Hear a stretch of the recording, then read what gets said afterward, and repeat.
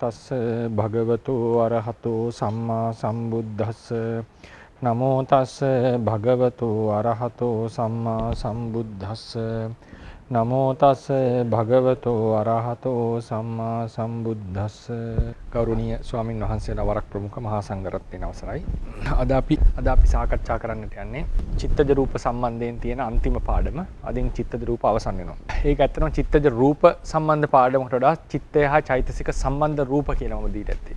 අර කර්මය හා සම්බන්ධ රූප වගේ චිත්තචෛතසික හා සම්බන්ධ රූප. මේවා චිත්තජ රූප නෙවෙයි. චිත්තජ රූප කියන්නේ සිත නිසා හටගන්න රූප ටික. මේ සිතේ බලපෑමට ලක් වෙච්ච සිත හා තව ක්‍රමයකින් සම්බන්ධ රූප ටිකක් තමයි මේ චිත්තචෛතසික හා ධර්ම හා සම්බන්ධ රූප කියලා කිව්වේ. චිත්තචෛතසික කියනගේ තේරුම තමයි චිත්තජ රූප වුණත් හටගන්න තනියම සිතේ විතරක් නෙවෙයි. චිත්තචෛතසික එකතු වෙලා තමයි චිත්තජ රූපේ උපදවන්නේ. ඒක අපි ප ဋ ාණෙන් තමයි තේරුම් ගන්න. මොකද හේතු ධර්ම, ධානාංග, මාර්ගාංග මේ සියල්ලම චිත්තජ රූප ඉපදවීමට දායකත්වයේ දරලා තියෙනවා. එතකොට මේකේ අපි රූප වර්ග කිහිපයක් කතා කරනවා. මේ පාඩම මෙච්චර ගැඹුරු නැහැ. සාමාන්‍යයෙන් තොරතුරු ටිකක් තමයි තියෙන්නේ. ඒකෙදී පළවෙනි එක තමයි 441 අපි දක්වලා තියෙනවා. අපි නිතරම කියන එකක් තමයි සිතෙන් කෙලින්ම රූපයට බලපෑමක් තියෙනවා ඒ රූපකයට. එතකොට චිත්තචෛතසික ධර්ම තමන්ට කලින් හටගත්ත ඒ වගේම නමුත් තමන්ට කලින් හටගෙන ඒ වගේම තිතියට පැමිණලා තියෙන රූපවලට උපකාරයක් සිද්ධ කරනවා. තමන්ට කලින් හටගෙන තිතියට පැමිණි රූපවල ශක්තිමත් කිරීමට උපකාරයක් සිද්ධ කරනවා. එසේ උපකාර කරන රූපයට කියන පච්චාජාත ප්‍රත්‍ය කියලා. ඒ කියන්නේ ප්‍රත්‍ය හටගන්නේ ඵලයට පස්සේ. මෙතන ඵලය කියලා කියන්නේ උපස්තම්භක. හේතුව නිසා හටගන්න ඵලයක් නෙවෙයි හේතුන් උපකාර ලබන ඵලයක් කියන අර්ථයෙන්. එතකොට චිත්තචෛතසිකයන් නිසා යම් රූපයක් ශක්තිමත් වෙනවා නම් ඒ චතුසමුට්ඨානික රූපම තියෙනවා. ඒ කියන්නේ මේ චිත්තජ රූප විතර නෙවෙයි මුළු රූප කයෙම තියෙන රූප මේ සිතෙන් ශක්තිමත් වීමක් වෙලා තියෙනවා. ඒ සිතේ උපකාරයේ ලබන ප්‍රත්‍ය ලබන රූප වලට කියනවා චිත්ත ප්‍රත්‍ය කියලා. අද අපි කරුණු කිහිපයක් කියන්නේ එකිනෙකට සම්බන්ධයක් නැති වෙන වෙනම කරුණු ලිස්ට් එකක් තමයි කතා කරන්නේ. චිත්ත ප්‍රත්‍ය කියලා කියනවා.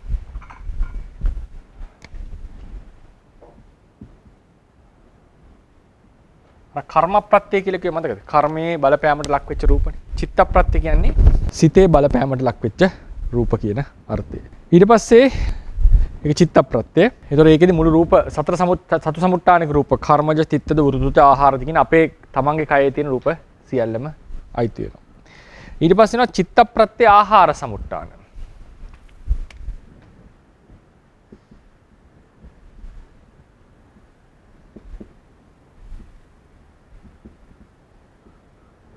චිත්ත ප්‍රත්‍ය ආහාර සමුට්ඨාන කියලා කියන්නේ චිත්තජ කලාපයක තියෙනවනේ ඕජා රූපයක් නේද?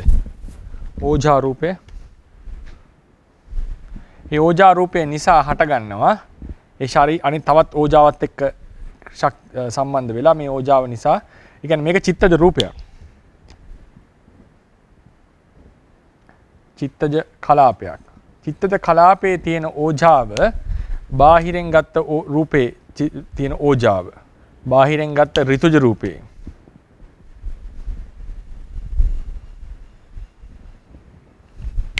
බාහිරෙන් ගත්ත ඍතුජ රූපයේ තියෙන ඕජාව සමග ක්‍රියාත්මක වෙලා ඍතුජ කලාප මේවා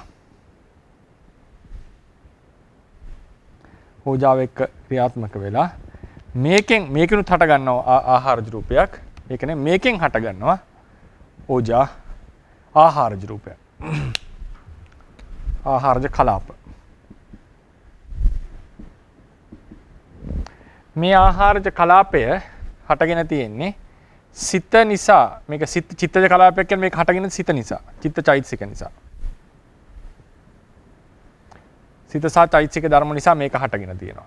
ඒ චිත්ත නිසා හටගත්ත රූප කලාපේ තිබිච්ච ආහාර රූපය ඕජා රූපේ නැත්නම් ආහාර රූපේ නිසා තව රූප කලාපයක්. ඒතර ආහාරජ කලාපයක් ඒක. මේ ආහාරජ කලාපය පරම්පරා වශයෙන් ගත්තම චිත්ත ප්‍රත්‍ය වෙච්ච රූපයක ආහාරයෙන් හටගත්තේ. ඒ නිසා චිත්ත ප්‍රත්‍ය ආහාර සමුට්ඨාන.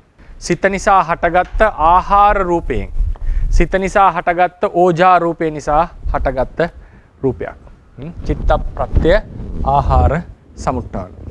එතකොට මේක ඇත්තටම ආහාරජ රූප. මේක තමයි චිත්ත ප්‍රත්‍ය ආහාර සමුට්ඨාන කියලා කියන්නේ. මේ ඒ කියන්නේ බාහිරෙන් ගත්ත ඍතුජෝජාව එක්ක සම්බන්ධ විය යුතුමයි. හරිනේ? මේක බාහිරෙන් ගත්ත ඍතුජෝජාව. ශරීරයේ තියෙන ඍතුජෝජාව නෙවෙයි. බාහිරෙන් ගත්ත ඍතුජෝජාවක්, ඒ කියන්නේ ආහාර වශයෙන් අනුගමනය කරපු ඍතුජෝජාව මේ ශරීරයේ චිත්තජ කලාපයක තිබිච්ච ඕජාව එක්ක ක්‍රියාත්මක වුණාම ඇත්තට මේකිනුත් ඕජාවක් මේකිනුත් ආහාරජ රූපයක් උපද්දවනවා. මේකිනුත් ආහාරජ රූපයක් උපද්දවනවා. හැබැයි ඒකට කියන්නේ උතුපච්චේ ආහාර සමුට්ඨාන කියලා. මොකද ඒකේ ඒ ඕජාවේ කලාපයේ ඍතුව නිසා හටගත් එකක්. ඒක මෙතනට අයිති නෑ. මෙතන අයි චිත්ත ප්‍රත්‍ය ආහාර සමුට්ඨාන. මෙයා හටගන්නේ මෙයාත් එක්ක ක්‍රියාත්මක වෙලා. දැන් මේ බාහිරෙන් ගත්ත ආහාරය මේ ආහාරයත් එක්ක සම්බන්ධ වුණාම මෙයාගිනුත් ආහාරජ කලාප ටිකක් හට ගන්නවා, මෙයාගිනුත් ආහාරජ කලාප ටිකක් හට ගන්නවා. හරි, දෙකෙන්ම උපදවනවා. හරිනේ? එක ආචාර්ය මතයක් තියෙනවා ඇතුළේ එක විතරයි උපදවන්නේ, මෙයා උපදවන්නේ නැහැ කියලා. තව ආචාර්ය මතය දෙකෙන්ම උපදවනවා කියන එක. හරිනේ? සාමාන්‍යයෙන් අරන් තියෙන්නේ දෙකෙන්ම උපදවනවා කියන අර්ථයෙන් තමයි අරගෙන තියෙන්නේ. එතකොට ශරීරයේ අභ්‍යන්තරයට පිවිසි ආහාරය ශරීර අභ්‍යන්තරයේ ඕජාව එක්ක ආහාරයේ තියෙන ඕජා රූපය ශරීර අභ්‍යන්තරයේ රූපවල තියෙන ඕජාව එක්ක ක්‍රියාත්මක වෙලා ආහාරජ කලාපයක් උපද්දවනවා. බාහිරෙන් ගත්ත ආහාරයේ තියෙන ඕජා රූපය එක්ක ශරීර අභ්‍යන්තරයේ කලාපවල ඕජා රූපේ ක්‍රියාත්මක වෙලා ආහාරජ කලාව උපදිනවා. ඒ ශරීර අභ්‍යන්තරයේ තිබිච්ච චිත්තජ කලාපවල ඕජාව නිසා හටගත්ත ආහාරජ කලාපය චිත්ත ප්‍රත්‍ය ආහාර සමුට්ඨානය. මොකද මෙතන ඕජාව කියන්නේ ආහාරය කියන එකනේ. ඒ ආහාරය හටගෙන තියෙන සිත ප්‍රත්‍ය කරගෙන. චිත්ත ප්‍රත්‍ය ආහාර සමුට්ඨාන. මේකට තමයි මේ කියන්නේ. මේකට නෙවෙයි මේකට. මේක ප්‍රධාන රූප වර්ගීකරණය යටතේදී මෙයා වැටෙන්නේ ආහාරජ රූප ලෙස.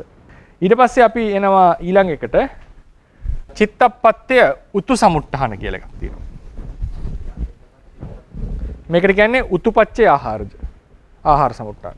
ඒක අපි ඊළඟ උතුජ රූප වලදී අපි මේ කතා කරනවා. ඊට පස්සේ එනවා චිත්තප්‍රත්‍ය උතු සමුට්ඨාන. ඍතු සමුට්ඨාන. චිත්තප්‍රත්‍ය ඍතු සමුට්ඨාන වර්ග තුනක් තියෙනවා. ඒකේ සරලම එක තමයි මොකද්ද? චිත්තජ කලාපයක තියෙන තේජෝ ධාතුව. චිත්තජ කලාපයක. දැන් චිත්තජ කලාපයක ඕජා රූප විතරක් නෙවෙයි. චිත්ත චෛතසික නිසා හටගන්න චිත්තජ කලාපයක ඍතුජ තේජෝ ධාතුවක් තියෙනවනේ. තේජෝ ධාතුව. තේජෝ ධාතුව. මේ තේජෝ ධාතුව නිසා හටගන්නවා ඍතුජ රූපය. ඍතුජ රූප කලාප. ඍතුජ රූපනේ. හරිනේ? ඒතර මේ ඍතුජ රූප කලාපය මොකද්ද? මේක හටගෙන තියෙන්නේ ඍතුව තේජෝ ධාතුව නිසා. හැබැයි ඒ තේජෝ ධාතුව හටගෙන තියෙන්නේ සිත කරන කොටගෙන.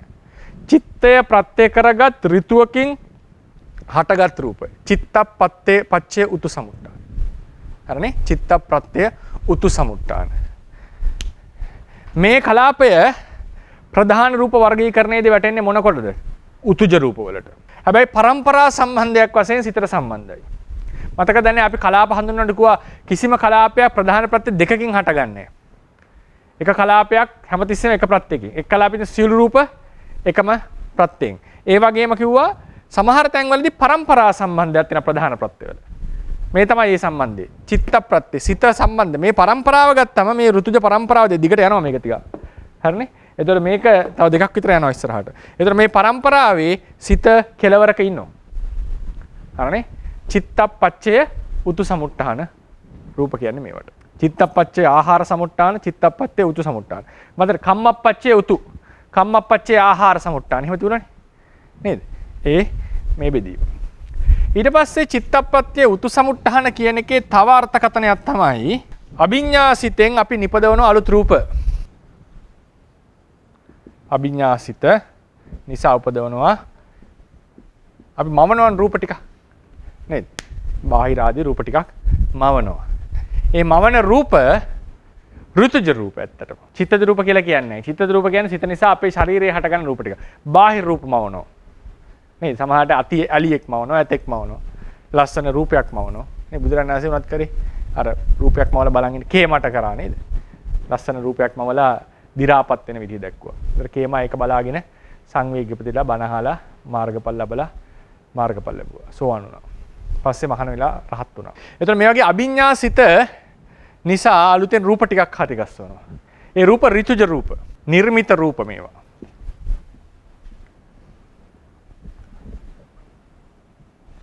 මේ ඍතුජයි. නිර්මිත රූපේ ඍතුජයි. ඍතුජ කලාප තියෙන. නමුත් මේවා මේ අභිඥාසිත ප්‍රධානම හේතුවක්. මතකද? කර්මය නිසා දිව්‍ය විමන් පහළ වෙනවනේ. ඒ දිව්‍ය විමන් ඍතුජයි. හැබැයි ඒකට කම්මප්පච්චේ උතුජ කියලානේ. ඒ වගේ සිත නිසා අභිඥාසිතෙන් බාහිර නිර්මාණය කරපු රූපයට කියනවා චිත්තප්පච්චේ ඍතු කියලා. අර මේ දෙවෙනි ක්‍රමයේ චිත්තප්‍රත්‍ය ඍතු හඳුන්වන්නේ. අභිඥාවෙන් නිර්මාණය කරපු ඍතුජ රූප. මේවා දෙවර්ගයක් තියෙනවා. දෙවර්ගය. එකක් තමයි නිර්මාපකයාට විතරක් සාධාරණ රූප. අනිත් එක තමයි නිර්මාපකයාට සහ අනිත් අයටත් සාධාරණ රූප.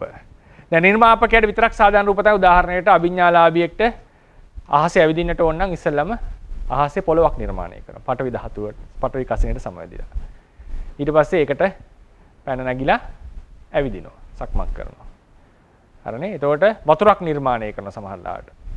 පොළොව වතුර කරනවා නැත්නම් සාමාන්‍ය පොළොව වතුර කරනවා. එතන වතුරක් නිර්මාණය කිමිදෙනවා.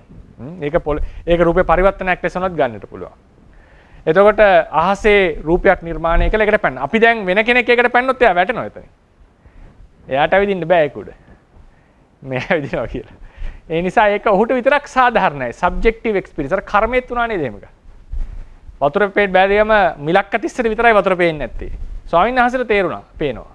ඒ වගේ මෙතන නිර්මාණය කරන පොළවත් අභිඥාලාභියට විතරයි සාධාරණ. අපි ඒකට පැන්න කියලා අපිට ඇවිදින්නට බෑ. දෙවෙනි ක්‍රමය තමයි ඕනනම් අභිඥාලාභියට හැමෝටම සාධාරණ වෙන විදිහට මේක නිර්මාණය කරන්නට පුළුවන්. උදාහරණය දබ්බමල්ල ස්වාමීන් වහන්සේනේ නිර්මාණ කරා සෙනසුන්. ඒ සෙනසුන් වල අනිත් ස්වාමීන් වහන්සේලාටත් වැඩ ඉන්නට පුළුවන්. නිදා ගන්නට පුළුවන්. ඒ සෙනසුන් පරිභෝග කරන්නට පුළුවන්. ඒතර ඒ නිසා ඒක තව එකක් වෙනස් කරන එක ස්වාමීන් වහන්සේ කෙනෙක් උදේවරුේ ගඟක වතුර ගිතෙල් වෙන්නට කියලා අදිෂ්ඨාන කරනවා. නේද? ගඟකද ලිඳකද? මතක නැහැ. කොහොම හරි වතුර එකක් අදිෂ්ඨාන කරනවා පරිවර්තනය. ගඟක හරි ලිඳක හරි නේ. හරි. එතකොට ඒ වතුර අනිත් ස්වාමීන් වහන්සේලාට ගිතෙල් ලෙස පරිභෝග කරන්න පුළුවන් වුණා කියලා. මේ පරිවර්තනයක් වෙනස් කිරීම. ඒකත් මම එනවාද වෙනස් කිරීම කියන එක. එතකොට මේකෙදි Tamanට විතරක් නෙවෙයි අනිත් අයටත් සාධාරණ වෙන විදිහට රූප නිර්මාණය කරනවා. ඒ නිසා මේක කොටස් දෙකකට අපි කඩනවා. මම මේක ලියලා ඇති. බලන්න පිටුව 1 443 රෝම ඉලක්කම් 2 රිදවිද අභිඥා සිතේ නිර්මාණය කරනද රූපද චිත්තප්‍රත්‍ය ඍතු සමුට්ඨාන නම් වේ. ඒක සඳහන් වෙන්නේ ධම්මසංගණී අටුවාවේ. හරිනේ? අනිත් අර මේ කියනවා සම්බන්ධ උනේ විසුද්ධි මාර්ගය. එතකොට එතනදී අපි ඒක කොටස් දෙකකට කඩනවා අපේ තියෙන තොරතුරු අනුව. මොකද්ද? රිද්දියෙන් මවන රද නමුත් නිර්මාපකයට පමණක් ස්පර්ශ කළ හැකි ඍතුජ රූප. පෙනෙනේවා ගැන නෙමෙයි මම කතා කරේ ස්පර්ශ කර හැකි. පෙනෙනේවා හැමෝටම පේනවනේ සාමාන්‍ය. නේද? නිර්මාපක පමණක් ස්පර්ශ කළ හැකි. අර භූමිය වුණත් එයාට පේනවා ඇති සමහරට. ඉර්ධියෙන් මවන ලද දෙවෙනි එක B එහා පිටුවේ. ඉර්ධියෙන් මවන ලද නිර්මාපකයාට මෙන්ම අන් අයටද ස්පර්ශ කර හැකි ඍතුජ රූප. සමහරලාට එහෙම කරන්නට පුළුවන්. අනිත් අයටත් ඒක ටිකක් මට තේරෙන තරමින් ටිකක් ඉර්ධිය හොඳ ප්‍රබල වෙන්නට ඕන. අර බුදුරජාණන් වහන්සේත් නන්ද ස්වාමීන් වහන්සේ අරගෙන ගියානේ නේද? සමහරට අරගෙන යන්න පුළුවන් අහසෙන්. අනිත් ඉර්ධි නැති අය පවා. ඊට පස්සේ තුන්වෙනි එක මේ තමයි චිත්තප්‍රත්‍ය දෙවෙනි. ඒ කියන්නේ ඉර්ධියට සම්බන්ධ රූප. ඒකේ අර අතිරේක කොටස් දෙකක් තමයි දැක්කේ. තමන්ට විතරක් සාධාරණ සහ අන් අයටත් සාධාරණ කියන අර්ථයෙන්. තමන්ට විතරක් සාධාරණ වෙන එක හරි අමුතුයි. ඒක විස්තර කරන්න හරි අමාරුයි. ඊට පස්සේ නම්බර 3 අත්පුඩි ගැසීම් ආදී සිතේ මෙහෙවීමෙන් ඍතු රූප ඝට්ටණය නිසා හටගන්නා රූපද චිත්තප්පච්චේ උතු සමුට්ඨාන කිය පරමත්ත දීපිනේ දක්වලා තියෙනවා. ඒ කියන්නේ උදාහරණ අත්පුඩි ගහන්නේ අපි හිතලානේ. එතකොට එතන සිතේ බලපෑමක් තියෙනවා. අපි ඒක සිත දායකත්වය. ඒක චිත්තජ රූප නෙවෙයි. සිතේ බලපෑමෙන් සිතේ දායකත්වයෙන් ඝට්ටණය කරලා ඇති කරවපු රූප. එතනක් තියෙනවා පාරම්පරික වශයෙන් සිතේ බලපෑම. මොකද හේතුව කාය විඤ්ඤාති ඇති කරවලා තමයි මේ ඝට්ටණය සිද්ධ කරලා තියෙන්නේ. ඒවට චිත්තප්පච්චය උතු සමුට්ඨාන කියලා කියන්නට පුළුවන්. චිත්තප්පච්චය උතු සමුට්ඨාන කියන එක අපේ ථේරවාද ධර්මයේ 3 ආකාරයකට විස්තර වෙනවා. චිත්තජ රූපවල ඍතුජ තේජෝ ධාතුව නිසා හටගත් රූප චිත්තප්පච්චය උතු සමුට්ඨාන, අභිඥාසිතෙන් උපදවපු රූප, ඒ වගේම අප්පුඩි ගැසීම් ආදී තමන්ගේ සිත මෙහෙवला සිද්ධ කරපු ඍතුජ රූප ඝට්ටණයෙන් සිද්ධ කරපු රූප චිත්තප්පච්චය උතු සමුට්ඨාන. ඊට පස්සේ 444 සජීවී සහ අජීවී රූප සමහර විටක නාම ධර්මවල බලපෑමට ලක්වේ. දැන් මේ තියෙන්නේ කෙලින්ම හටගන්න රූප සම්බන්ධයෙන් කියපු එක. ඊට පස්සේ සිතේ බලපෑමට ලක් වෙලා පොඩි වෙනස් වීම් වලට භාජනය වෙනවා. සිතේ නැත්නම් නාම ධර්මවල බලපෑමට ලක් වූ රූප බලපෑමට මොනවද? දැන් අරකෙදි කරේ පොළවක් නිර්මාණය කරානේ. දැන් පර්වතයක් බිත්තියක් එහෙම අස්සෙන් යන්න ඕන නම් මොකද කරන්නේ? පර්වතයේ බිත්තිය ඇතුලේ හිඩසක් නිර්මාණය කරනවා. ආකාශ කසිනේට සමවැදිලා. ඊට පස්සේ මේ සිදුර තුරින් යනවා. බලන් ඉන්න අයට පේන්නේ බිත්තිය හරහා ගියා වගේ. යෝගියා මොකද කරලා තියෙන්නේ? සිදුරක් නිර්මාණය කළා පර්වතය හරහා. පර්වත බිත්ති සමට සමුද්‍රය හරහත් යනවා.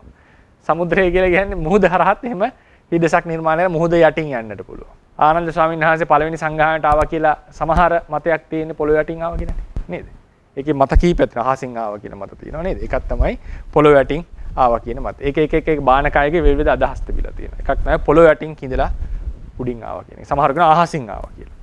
ඉතින් එතකොටත් කළා තියෙන්නේ ආකාශයක් නිර්මාණය කළා ඒක හරහා පැමිණෙන එක. එතකොට මොකද වෙලා තියෙන්නේ? තියෙන රූපේ වෙනස්කමකට භාජනය කළා නේ. බාහිර රූපය වෙනස්කමකට භාජනය වෙලා තියෙනවා.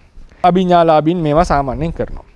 ඒ වගේම තමන්ගේ රූපකයේ වෙනස්කමක් සිද්ධ කරනවා අහසර පැන. මොකද සැහැල්ලු කරනවා නේද? ලහු සංඥංච සුඛ සංඥංච ලහු සංඥංච කියන අපේ ශරීරය සැහැල්ලු කරනවා. යම් කේසි බලපෑම සිද්ධ කරනකොට. එතන චිත්ත රූප වැදගත් වෙලා තියෙනවා. කාය විඤ්ඤාතිය වැදගත්. නමුත් සිත නිසා රූපකය සැහැල්ලු වීමක් වෙලා. සිව් ප්‍රත්‍යයෙන්ම හටගත් රූපකය සැහැල්ලු වෙලා. ඒ නිසා අහසර පැන නගින්න පුළුවන් උනේ. එතනත් අභිඥාවෙන් රූපකයට බලපෑමක් වෙච්ච බව තියෙන්නේ. අලුතෙන් රූප හට ගැනීම නැවගෙන මතයි. එතනදී කාය විඤ්ඤාතිය සහ චිත්ත රූප හටගෙන තියෙනවා. ඒක තමයි ඒ ක්‍රියාව සිද්ධ වුනේ. අභිඥා සිතෙන් උපදවපු කාය විඤ්ඤාතිය සහිත චිත්ත රූප, සවිඤ්ඤාතික චිත්ත රූප. නමුත් ඒ වගේම ඒ අභිඥා සිතෙන් ඒ ධානා සිතින් විශේෂයෙන් මේ ධානා සිතින්. මොකද ඒක චතුර්ථ ධානා සිතෙන් මේ රූපකය සැහැල්ලු කරලා තියෙනවා. අභිඥා සිතිනොත් ඒ රූපකය සැහැල්ලු වෙනවා. එතකොට ඒ සැහැල්ලු වීම නිසා තමයි පැන නගින්න පුළුවන්. ඒකත් රූපකය ඇවිත් යම් වෙනසක්. පුළුම් පිටක් වගේ සැහැල්ලු වෙනවා චතුර්ථ ධානයේ නිසා. විශේෂයෙන් අභිඥා පාදක චතුර්ථ ධානයේ නිසා. ඒ වගේම මේ වගේ රූපකය සැහැල්ලු වෙන තව අවස්ථාවක් තමයි අභිඥාවක් නැතිව උබ්බේග ප්‍රීතිය. අහලා ඇති. ප්‍රීතියේ පස්වැදෑරුම්නේ. උබ්බේග ප්‍රීතිය කියලා එකක් තියෙනවා.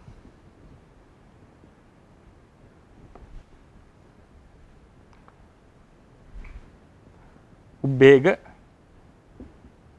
ප්‍රීතිය. උද්වේග ප්‍රීතිය කියන එක තමයි පාලියෙන් කියන්නේ. උද්වේග ප්‍රීතිය. උද්වේග නෙමෙයි උද්වේග වෙන්න ඕනේ. ඒක හදාගන්න. උද්වේග. උද්වේගය කියලා කියන්නේ අපි. ඒක මම ලියති උද්වේග කියලා බයන්න වයන්න කරන. උද්වේග ප්‍රීතිය. උද්වේග ඒක පාලියට එනකොට උද්වේග වෙනවා. උද්වේග ප්‍රීතිය කියලා කියන්නේ ප්‍රීතියේ තියෙන එක අවස්ථාවක්. ඒ ප්‍රීතිය ඇති වුණාම රූපකය උඩ යනවා කියලා කියනවා. අර එක ගැබිනි මාතාවක් නේද? පන්සලට පොය දවසේ යන්නට සතුටින්. නමුත් කට්ටිය එක්කන් ගියේ නෑ. කන්ද නගින්නට ඕනේ. කන්ද උඩ පර්වතේ මේ පන්සල තියෙන්නේ. ගෙදර අය කැමති වුණේ නෑ. නමුත් ඉතින් මෙයා බොහොම ශ්‍රද්ධාවන්තයි. එළියෙන් බලන් ඉන්නකොට පන්තරේ පහන් එහෙම පත්තු කරලා පුදුම ලස්සනයි ඈතට. ඊට පස්සේ ලොකු ශ්‍රද්ධාවක් ඇති වෙලා බුදුරජාණන් වහන්සේ ගැන ඒ ඇතිවෙච්ච ප්‍රීතිය නිසා අහසෙන් ගිහිල්ලා ගෙදර එන්නට කලින් පන්සලේ හිටියා කියලා කියනවා. එතකොට ඒ වගේ සමහරු අහසට පැන නගිනවා. ලේඩි ෂැඩෝ ස්වාමීන් වහන්සේ භාවනා කමටහන් දීපු යෝගීන් අතර සඳහන් වෙනවා.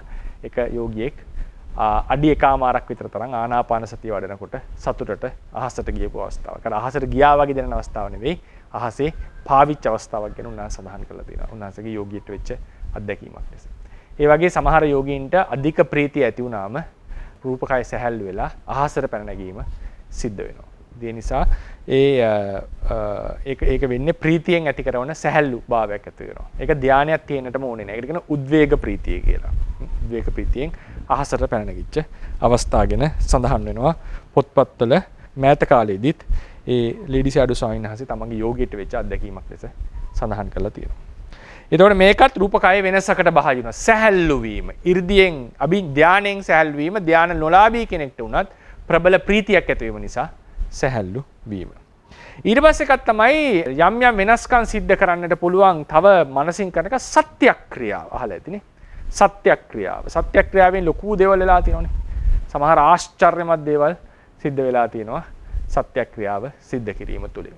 ඒකෙදි එකක් තමයි හොඳම උදාහරණය කට්ටහාරි ජාතකය. ජාතක පොතේ තියෙන මුල් වර්ගයේ තියෙන ජාතකයක්. මුල 10 ඇතුලේ.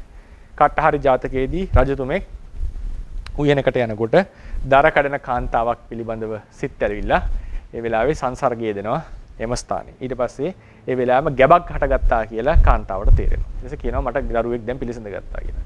රජුරෝ ඒ වෙලාවේ මුද්දක් ලබා දීලා කියනවා බැරි වෙලා හරි පුතෙක් වුණොත් මුද්දත් අරගෙන මං ගාවට එක්කන් එන්න. දුවෙක් වුණොත් එහෙම එක්කන් එන්න එපා. ඒ මුද්ද විකුණලා පෝෂණය කරන්නට කියලා. මොකද ඒ කාලේ ඒ පුරුෂ කාන්තා බෙහෙදය ලොකුවටම තිබිච්ච කාලයක්. එතකොට මොකද උනේ? පුතෙක් තමයි ඉපදුනේ. මහා බෝසතාණන් වහන්සේ පිළිසිඳ ගත්තේ. ඒ කාලයක් යනකොට අම්මා ඉතින් ඒක ලොකුවටම මේවා කරන්නේ නැතුව පුතාව පෝෂණය කරනවා. එතකොට පුතා ඥානවන්ත කෙනෙක් අහනවා කෝ තාත්තා කියලා. ඊට පස්සේ ගියාට පස්සේ තාත්තා අහුවම කියනවා මේ ඔබේ තාත්තායි බ්‍රහ්මදත්ත රජුරෝ කියලා. මාවන් එක්කන් යන්නේ නැත්තේ ඇයි කියලා. එතනදී මම කියවපු සිංහල ජාතක පොතේ සහ පාලි ජාතක පොතේ වල වෙනස්කමක් තියෙනවා. කෙසේ වෙතත් එතනට එක්කන් ගියාම පළවෙනි වතාවේදී රජුරෝ බෑ කියලා. මේ මම දන්නවා මතකයි මේ කාන්තාව මගේ පුතෙක් නෙවෙයි කියන. එහෙනම් මේ මගේ මුද්ද මේ ඔබ දුපි මුද්ද කියනවා. ඒකටත් කියනවා ප්‍රතික්ෂේප කරනවා මගේ නෙවෙයි කියලා. ජාතක කතා පොතේ හැටියට සිංහලෙන් තියෙන එකට ආපහු ගෙදරට යනවා. ගෙදරට ගිහලා පුතා තමයි කියන්නේ. එහෙනම් මෙහෙම දෙයක් කරන්නට කියලා උපදේශයක් දෙනවා. මොකද්ද? බෝසතාණන් වහන්සේ කියනවා මාව ඇත්තටම පුතා නම් අහසට දාලා සත්‍යක්‍රියාවක් කරන්න නොවැටේවා. ඇත්තම පුතාලා නැත්තම් බිම වැටිලා මැරේවා. බිම වැටෙන්නට කියලා. පාලි ජාතක පොතේ හැටියට ඒ වෙලාවෙම කාන්තාව මව ඒ විදිහට හිතලා ආපහු එන්නේ නැතුව මට දැන් වෙන ක්‍රියාවක් නැහැ සත්‍යක්‍රියාවක් හැර කියලා ඒ වෙලාවෙම අදිෂ්ඨාන කරලා දරුවව කකුල් දෙකෙන් අල්ලලා ඔබගේ පුතා නම් අහසේ රැඳේවා නැත්තම් බිම වැටලා මැරේවා කියලා උඩ දැම්ම කියලා කියනවා සත්‍යක්‍රියාවට. සිංහල පොතේ තියෙන හැටි මං කියවලා තියෙන හැටිද බෝසතාණන් වහන්සේ උපදෙස් දෙන්නේ. කෙසේ නමුත් සත්‍යක්‍රියාව කරන්නේ මෞතුමිය. කරාට පස්සේ අහසෙහි දරුවා රැඳී සිටියා කියලා කියනවා. ඒ අම්මයාගේ සත්‍යක්‍රියාවේ අනුභවය නිසා. ඊට පස්සේ ගාතාවක් කියනවා ඔබ මේ රටම පාලනය කරන ජනාධිපති, ඒ කියන්නේ ජනාධිපති කියන්නේ ජනයාගේ අධිපති. ඇයි ඔබ රටක් පාලනය කරනවා? තමන්ගේ දරුවා පෝෂණය කරන්නේ නැත්තේ කියලා බෝසතාණන් වහන්සේම ප්‍රශ්නයක් අහනවා. එලාවේ පුදුම හැඟීමක් තමන්ගේ දරුවා කෙරෙහි ආදරයක් රජුරවන්ට ඇති වුණා. ඒ හිටපු අමාත්‍ය මණ්ඩලයේ හිතවලු බැරි වෙලා හරි රජුරෝ මේ බාරගත්තේ නැත්තම් මම මගේ පුතා කරගන්නවා කියන හැඟීම් පවතුනාලේ බෝසතාණන් වහන්සේගේ තියෙන ඒ අන් අයට උපකාර කරපු ඒ ප්‍රියශීලී මිත්‍රශීලී භාවය නිසා ගොඩක් කෙනෙක්ට පුත්‍ර ස්නේහය ඇති වෙලා තියෙනවා. අර ගෝසකටත් උනේ 7 තැනක මරන්න යද්දි නේද? පසේ බුදුරජාණන් වහන්සේට ආදරයෙන් සෙනෙහසෙන් බුරපු එකේ තරහින් නෙවෙයි බල්ලෙක් වෙලා ඉන්නකොට බිරුවනේ සෙනෙහස නිසා. ඉතින් ඒ නිසා ඒ වගේ හැඟීම් ඇති වෙනවා. ඉතින් ජාජුරුවන්ට පුදුම හැඟීමක් ඇති වෙලා දරුවා උකුලට අරගෙන බාර ගන්නවා. මට මතක හිටිය අවසානයේ රාජ්‍ය පව හිමි වෙනවා. ඒතර මේ විදිහට ගත්තම මේ සත්‍යක්‍රියාව නිසා මවගේ සත්‍යක්‍රියාව නිසා දරුවගේ ශරීරයේ ලොකු වෙනස්කමක් සිද්ධ වුණා. වට්ටක ජාතකයේදී අහලා ඇති සත්‍යක්‍රියාව නිසා වැස්සුවා බෝසතාණන් වහන්සේ. වටකුරුල්ල වෙලා ඉඳලා. කුඩා වටකුරුල්ල ඉගිලෙන්නට බෑ. තටු හැදිලා නැහැ. පා දෙක ශක්තිමත් නැහැ. බැබින් බහැලා දුවන්නට. අම්මයි තාත්තයි ගින්න එනකොට බයේ පලා යනවා. ඒ වෙලාවේ අතීත බුදුවරුන්ගේ ගුණ සිහිපත් කරලා අතීතයේ ලෝකේ පහළ වෙච්ච තමන්ගේ ගුණ නෙවෙයි අතීතයේ ලෝකේ පහළ වෙච්ච බුදුවරුන්ගේ ගුණ සිහිපත් කරලා කියනවා අදිෂ්ඨාන කරා මට පියාඹන්නට අත්තරු දෙකක් නැහැ ඇවිදන්නට පා දෙකක් නැහැ ඒ අතීතයේ උන්වහන්සේලාගේ ගුණ සත්‍ය අනුභව බලයෙන් මේ ගින්න නිවේවා කියලා අන්තිමට වැස්ස වැහැලා ඒ ගින්න නිවුණා කියලා පොතපතේ දැක්වෙනවා. ඒක කල්පස්ථායි ස්ථානයක් ලෙසත් මොකද බුදුරජාණන් වහන්සේ එක දවසක් වැඩි වෙලාවේ පට හාත්පසින් ලැබු ගින්නක් කෙනකොට ආනන්ද ස්වාමීන් වහන්සේ ඉක්මනට නික්ම යමු කියද්දි සිනහා පාල කරලා කියන මෙතනට ගිනි ගන්නට හේතුවක් නැහැ කියලා තමන්ගේ ඒ අතීත සත්‍යක්‍රියාව සිහිපත් කරනවා. ඒ වගේ සත්‍යක්‍රියාව නිසා වැසි වස්සපු අවස්ථා. මත්ස්‍ය අර ජාතකෙත් එහෙමනේ. මේ සත්‍යක්‍රියාවක් කරලා වැසි වස්සවනවා. ඒ වගේම සමහර වෙලාවලට තියෙනවා මේ අනින්ගේ ශරීරයට ලෙඩ රෝග හොඳ කරපු නේද? අපේ චක්කනගේ කතාවේදී තමන් කරපු මේක නිසා කුසල අනුභව බලෙන් සත්‍යක්‍රියා කරලා අම්මගේ ලෙඩේ සුව කරා. කන්න දීපායන ජාතකයේදී බෝසතාණන් වහන්සේ තාපසයෙක් වෙලා ඉන්නවා. දායක මහත්මයා නෝනත් එක්ක සහ දරුවත් එක්ක ඇවිල්ලා ඉන්නකොට දරුවාට නායක දෂ්ට කරලා තුන් දෙනාගේම සත්‍යක්‍රියා. ඒක කරන්නේ මේ ගුණවත්කමක් නෙවෙයි. ටිකක් තමන් තුළ තිබිච්ච නුගුණ සත්‍යක්‍රියා කළා. බෝසතාණන් වහන්සේ කියනවා මම අවුරුදු 12ක් මහානදම් පිරුවා. හැබැයි අවුරුදු දවස් 7යි මම සතුටින් හිටියේ. ඉතිරි කාලෙම හිටියේ මම ගෙදර යන්නට තියෙන ලැජ්ජකමට.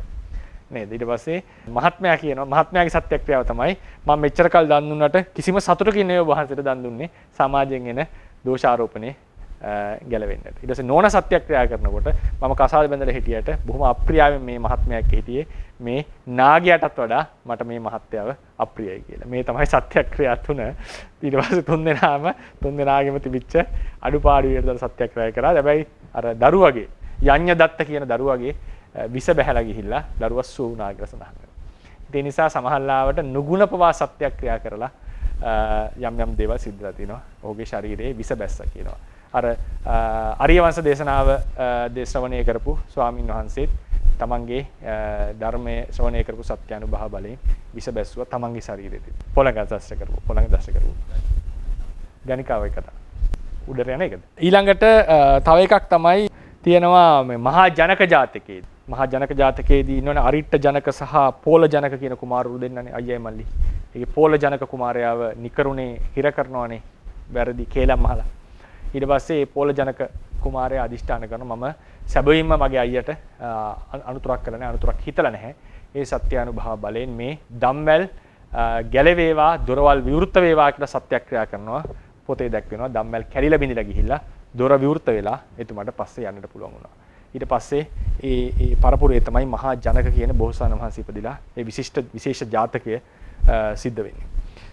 එතනදී සත්‍යක්‍රියාව නිසා බාහිර දොරවල් ඇරීම ධම්මල් කැඩී යාම වගේ දේවල් සිද්ධ වෙලා. ඒතර මේ තේරවාද ශාසනය හැටියට මේ සිත නිසා බාහිර රූප වලට වෙච්ච බලපෑම. අර කර්මය නිසා බාහිර රූප වලට බලපෑමුනේ නේද?